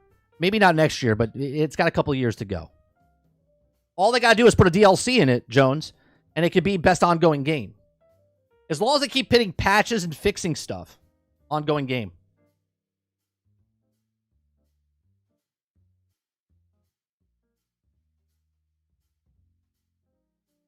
Yeah, well, it's funny they said 6 weeks. I was like, oh god. I was like, I hope they can keep on that because I hate it because they said it. It's like 6 weeks, 6.5 weeks come. Everybody's like, look at this shit. Couldn't even keep up to the 6 weeks. Insert foot and mouth again.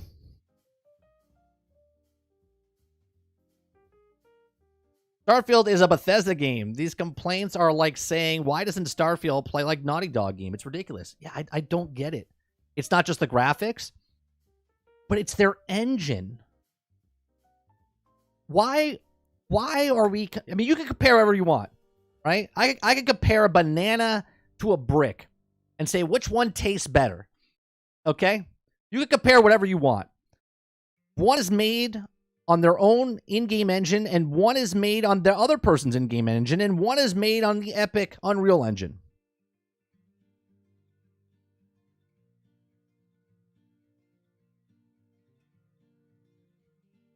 If they go 6 weeks and 1 hour, they will catch flack. Oh, absolutely.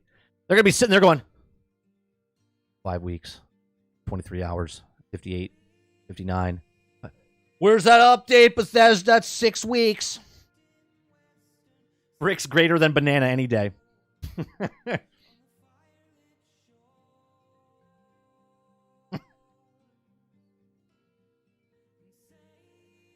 Mickey Mouse is public domain this year. Not Mickey Mouse. Steamboat Willie. Not Mickey Mouse. Steamboat Willie is public domain. Not all of Mickey. Hence why they always change the animation style of Mickey.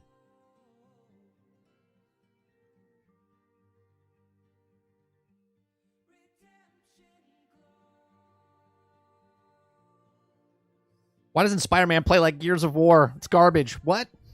it is great. They can just see, why isn't Spider-Man carrying a gun around and running around the thing? It's like, look, each their own, man. If people want to shit on games, go ahead for it. It's just, it doesn't make any sense to me. Dave Rose says, we know that they're not hitting that 6 week consistently, so they're gonna get heat. They should not have said that. I agree, Rose. I said it when they said it. I was like, oh. I was like, that's going to be bad. Gonna be bad.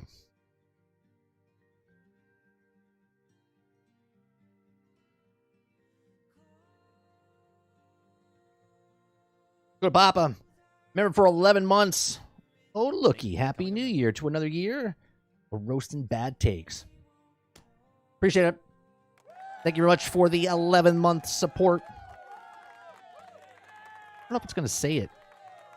I forget if it speaks or not.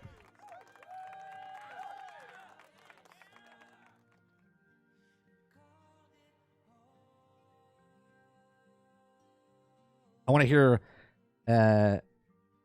exception for what Starfield should have been in his eyes. I mean, look, each can say what they want, Sarge. I just don't understand. Look, like you could play a game and go, yeah, it's a bad story. Someone goes, you're crazy. It's a good story, right? Whatever game that is, right? I just think that Starfield is getting more shit on because it's exclusive. Ryan, thank you very much for the 2-month support. Keep up the great work, Mike. Thank you. Appreciate it.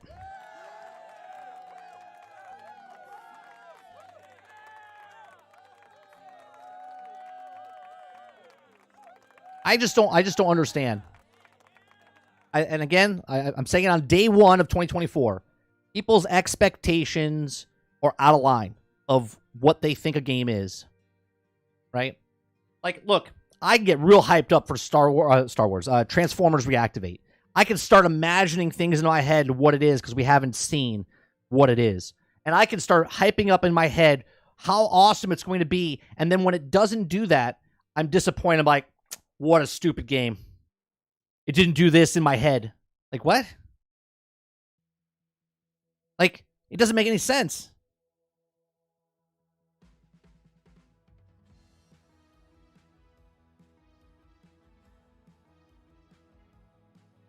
I don't care what anyone says. I think if Starfield was on all systems, it wouldn't be getting this much hate. It wouldn't be getting this much hate.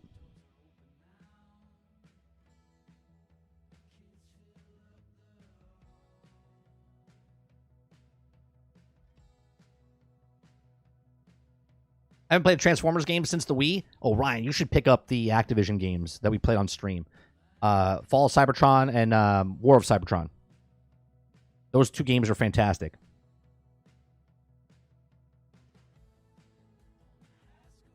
Starfield is exactly what I thought it would be because I watched the 45-minute presentation of the game and loved it. I'm with you, right? Is it the latest, greatest game that I've ever played in my entire life? No, but I enjoyed it. Now, again, I haven't played my thoughts on the main story is completely nil and void because I haven't played the main story. But as soon as I do it, I'll give you guys my thoughts on the main story and be like where it stands, right? But even if the main story is shit, right? Even if the main story is the worst piece of garbage I've ever played, that wasn't the only thing that was in the game. The Steam reviews say otherwise. But why do I care, L, with 0.8% of the world's population that played the game? Why do I care about less than 1% of the people that reviewed the game? Less than 1% of the entire people that played the game reviewed the game. Now, I understand people don't all review games, but why do I care about less than 1%?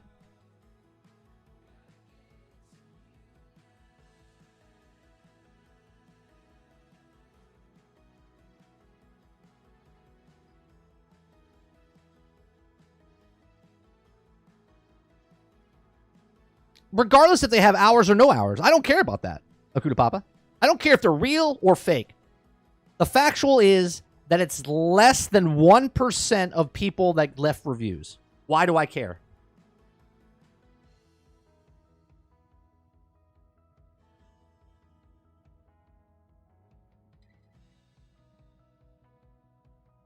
The Steam reviews are retarded. I played 1,000 hours, but I don't recommend it. Yeah, I'm confused when someone puts 80 hours into a game. And I guess people can say, well, it's a longer game and people want to put time in, and then they can say they don't like the game, which is fine. But there had to be something there to keep you entertained for 70 hours, right? Unless you're just a person that's a glutton for punishment.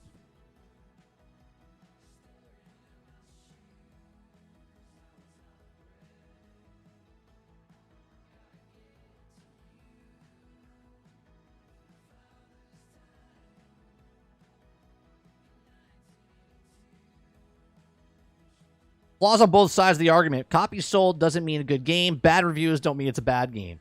Exactly right. Exactly right. My point is, why do I care? Like, people take, so to make their point, right? If it's a bad game, they go, well, look at all the bad people, bad reviews, and it's a 63 or whatever it is. Okay, great. Why do I care about that? Why do I care if a restaurant down the street, everyone's like, it's a bad thing, and you're like, there's people that like it. No matter what you like, there's always someone else that hates it. And if that person hates it, there's always someone that likes it.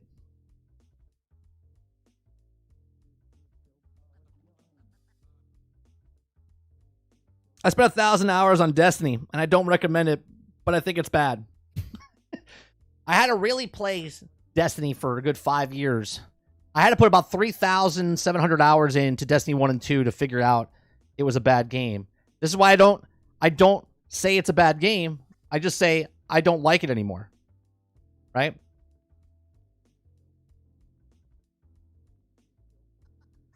The 40-hour average, only Elden Ring being higher says otherwise than those 1% Steam reviews. Well, it's not 1% Steam reviews. It's 1% in the entirety of the reviews, Xbox and Steam. Less than 1%. Less than 1%.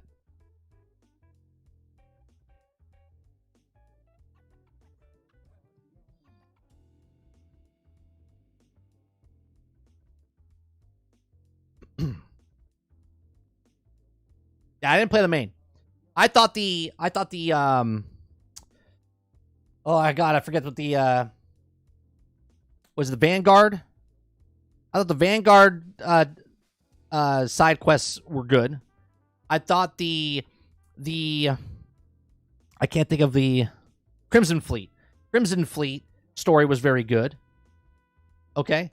Now, let's just say again, what about if the story, main story was the Crimson Crimson Fleet, okay, and not the main story, but the Crimson Fleet was the main story, and that was the main story, I'll be like, wow, this game's great. But it wasn't. It was a side story, right? And now I haven't played the main story yet.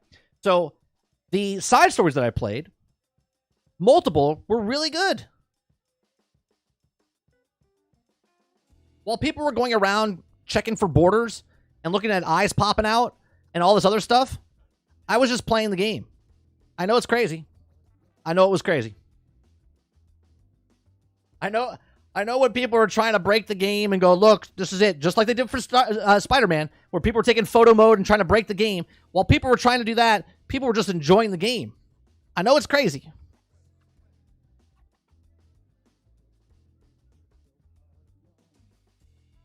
All the stories were good. I enjoyed the main and how it changes in New Game Plus. See, I don't know any of that.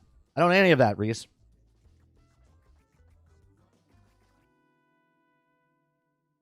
Total Recall eyes popping out. Crimson Fleet story was so good. Now imagine if that was the main. Beat the main story 30. Now, Elle, did you do the Crimson Fleet story? Did you do the Vanguard story? Did you do the other side quest, or did you just do the main quest? I'm asking.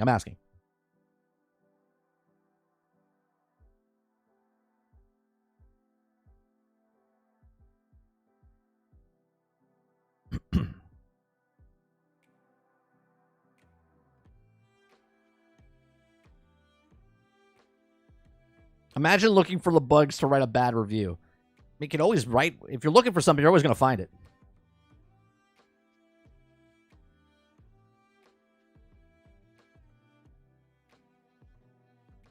Spooderman 2 got passed for being buggy. Nobody wants to upset the Crimson Chin, a.k.a. MJ.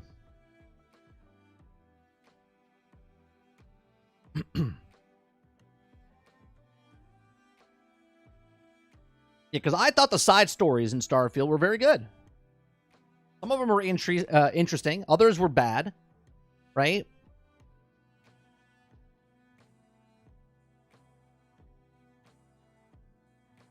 Games journalists. I think there's a couple out there that are still good. It's hard to find them in the needle in the haystack, though, you know?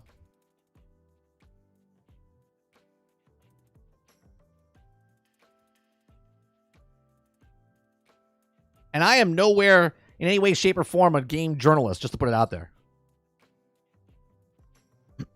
Yeah, Elle, let me know if you did the side quests. Like the Crimson Fleet one, or the Vanguard one. What was the other one? What's the I can't think of the freaking name now.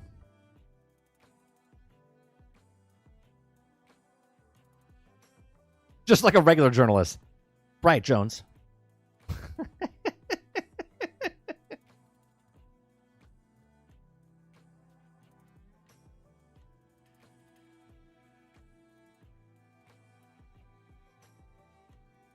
No, not Vanguard. Is it how do you say it? Sif? When you're on that big capital ship.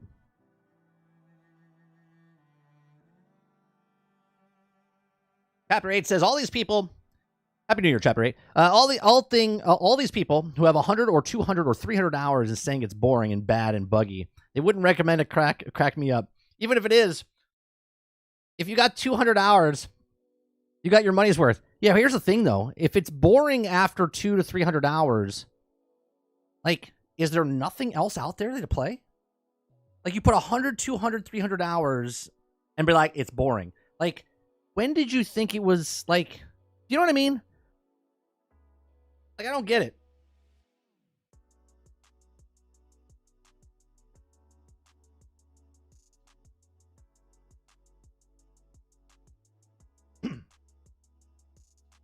Elle's probably working or not. Okay, so here's the deal. I don't know if you played it or not. Elle, do the side quests. I'll do one, right? I will give. I'm playing through the main story, right? So I will get back to you and tell you if the main story is crap or not. Okay, I'm enjoying Starfield. Okay, I would like you, if you haven't played the certain side stories, to complete the side stories. Okay, and then you tell me if those were better, right? So I'll tell you if the main story is bad, and you tell me if the side stories are bad or good. And maybe you already played it, and maybe you can tell me now.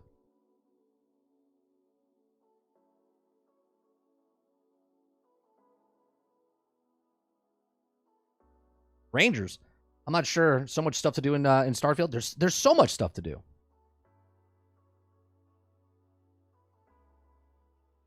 They had to really make sure.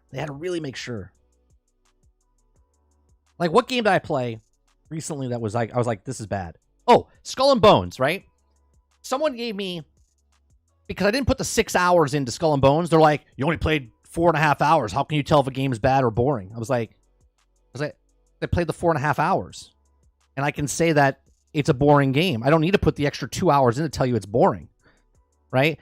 Now, if you put 200 hours in and then say it's boring, what were you confused about in the first 199 hours?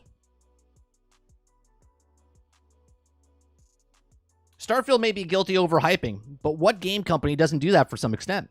I mean, at least we don't have Peter telling us about the second coming of anymore. Right. I want a guy to come out and be like, we have Starfield 2 coming out. Yeah, if you want to play it, you go ahead. It's first 199 hours are really boring, but that 200 hours, that's when it really gets to go. Like, how do you want them to market their game? On any game, across the board. Take Starfield out of it, right? They want to hype you up and tell you what the game is. They're not going to be like, all right, class, turn your pages to page 54. Boring after 200 hours is normal. You play the game, maybe a new game plus, do everything you want, and have 1,500 hours in Diablo 3. It's boring now. Preach. Preach, lurker. Exactly right. When you're done with the game, you put it down. It's crazy. I played some of the Freestar Collective, but the main story is what matters. Okay. Now, why does the main story matter in a game that gives you all of this other content? Okay, so you didn't play any of the side content then, right? You didn't play any of the side content, and I didn't play the main story. Okay. So we're on even ground here, right? Because I don't play a Bethesda game to go through the main story, because I beat Fallout 3 by accident in 3 hours. Right? Now, if I was just judging Fallout 3 on the main campaign, then I'd be like, eh. But Fallout 3 had so much content. You see what I'm saying?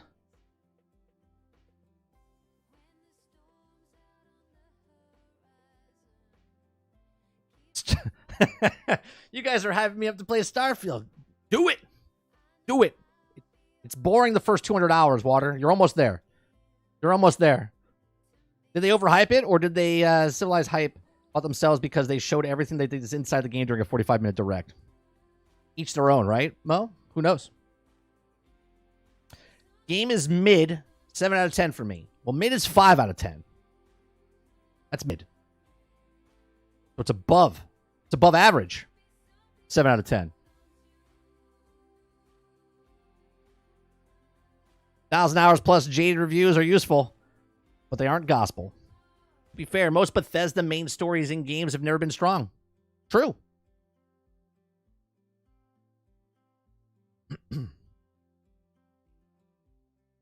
See, here's the thing that I like about Starfield, right?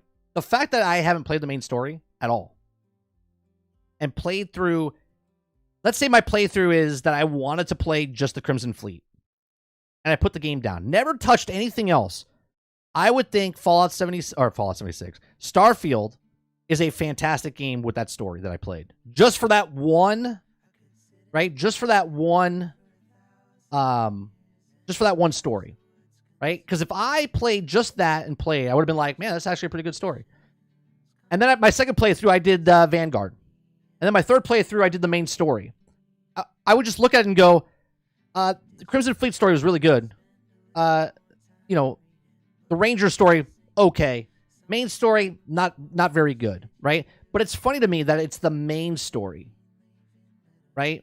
Because it rolls credits, okay? But You can literally play the game however you want. Well, it's not sensitive for me, El. I'm having a conversation, right? We're having a conversation where you didn't play the side quest. I didn't play the main quest. I'll get back to you when I play the main quest. I'm playing through it.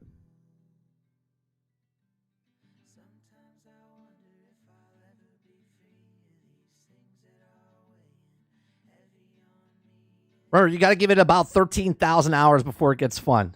13? All right. So I'm only 12,000, 11,000. Yeah, I'm about 11,000, 40 hours away. I'll get back to you, and I'll do a very in-depth review of it. Which one was the Xenomorph story? That was the Vanguard. That was the Vanguard one.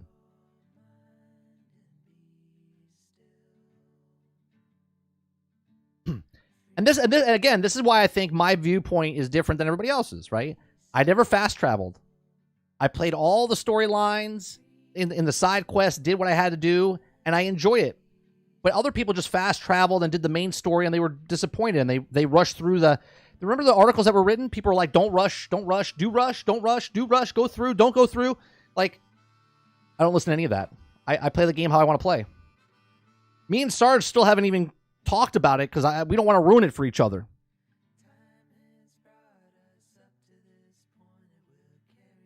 Yeah, the Manta quest. That was a fun one. I don't know. I play games differently.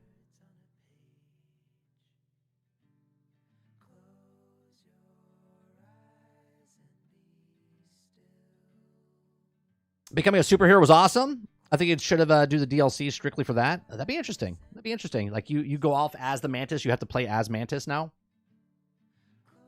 I'm interested to see what they do with the game going forward and whatnot. Look, everyone's gonna like take the name Starfield out of it and just insert game here, right? The next game up that everyone's gonna talk shit about is Suicide Squads, right? Everyone's talking about Suicide Squads because it's the next Marvel's Avengers, right? That's what everyone's leading into. Suicide Squads is the next Marvel's Avengers. We make comparisons to it, right? As far as the fundamental of the free content coming out, microtransactions that they'll put in. But I'm not going to compare Suicide Squads to Marvel's Avengers a one-to-one because it's two different engines, it's two different companies. But that genre is what it is, right? Are you going to play Starfield DLC on Steam? Sure. Or on stream? Yes. Yes, Lurker.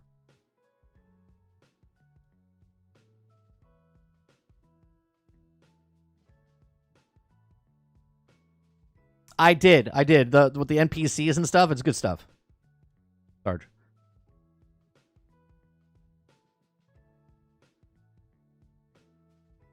Oh, absolutely, Water. It's going to be the next thing. And we're going to cover it like hardcore on this channel because you know that's what I like. I like to play. I like to play those types of games.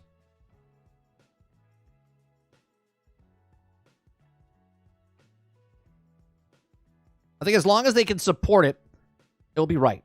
Building as a game as a service is huge. And you know me, I'll give my honest opinion about it. I'll give my honest opinion about it when it comes out. I can like something and talk shit about it at the exact same time. I can also hate something and talk good about it in certain aspects that they do.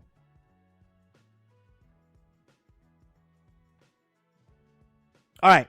It's 1 o'clock. It's past 1 o'clock. I'm going to go. My wife's off on the first day of the year. I'm going to hang out with my family for the rest of the day. I do appreciate everyone coming out and hanging out. We had our highest viewership ever in 2024, right? So we actually made some good marks. We almost hit 60 people today. So I do appreciate that very much. It's awesome. We have a big year coming up in 2023. I have lots of things planned. I have a lot more interviews that I'm lining up that we'll talk throughout the year. As they get closer. I don't have a roadmap and telling you who's going to be on my show because I don't want to jinx anything. So when it happens and the people that I have lined up actually are confirmed, we will be having more interviews on the show. So look forward to those. I am going to try a couple things throughout the year. Talking about like the last hour, maybe only making chat the last hour. So if we go 2 hours, I go 3 hours in the morning. The last hour or last half hour might be members only that can chat and talk. We're going to try different things because I want to try to give more value to the members that come to our channel. This is what I do for a living besides being a stay-at-home dad. So I do appreciate you guys coming out and hanging out. If you're here for 1 second, 1 minute, 1 hour, make sure you go check out our uploads. Go check out our other streams, our live streams. We're live Monday through Thursday from 10 o'clock in the morning to about noon Eastern. We go over to about 1 sometimes. And then also we do uploads. And then we also do gameplay in the evenings, Monday through Wednesday. And then we also do a podcast on Thursday nights. So check out all our content. I do appreciate you very much. You guys have a great rest of your day. Hope you enjoy your start of 2024. I'll see you guys in the next one. Peace.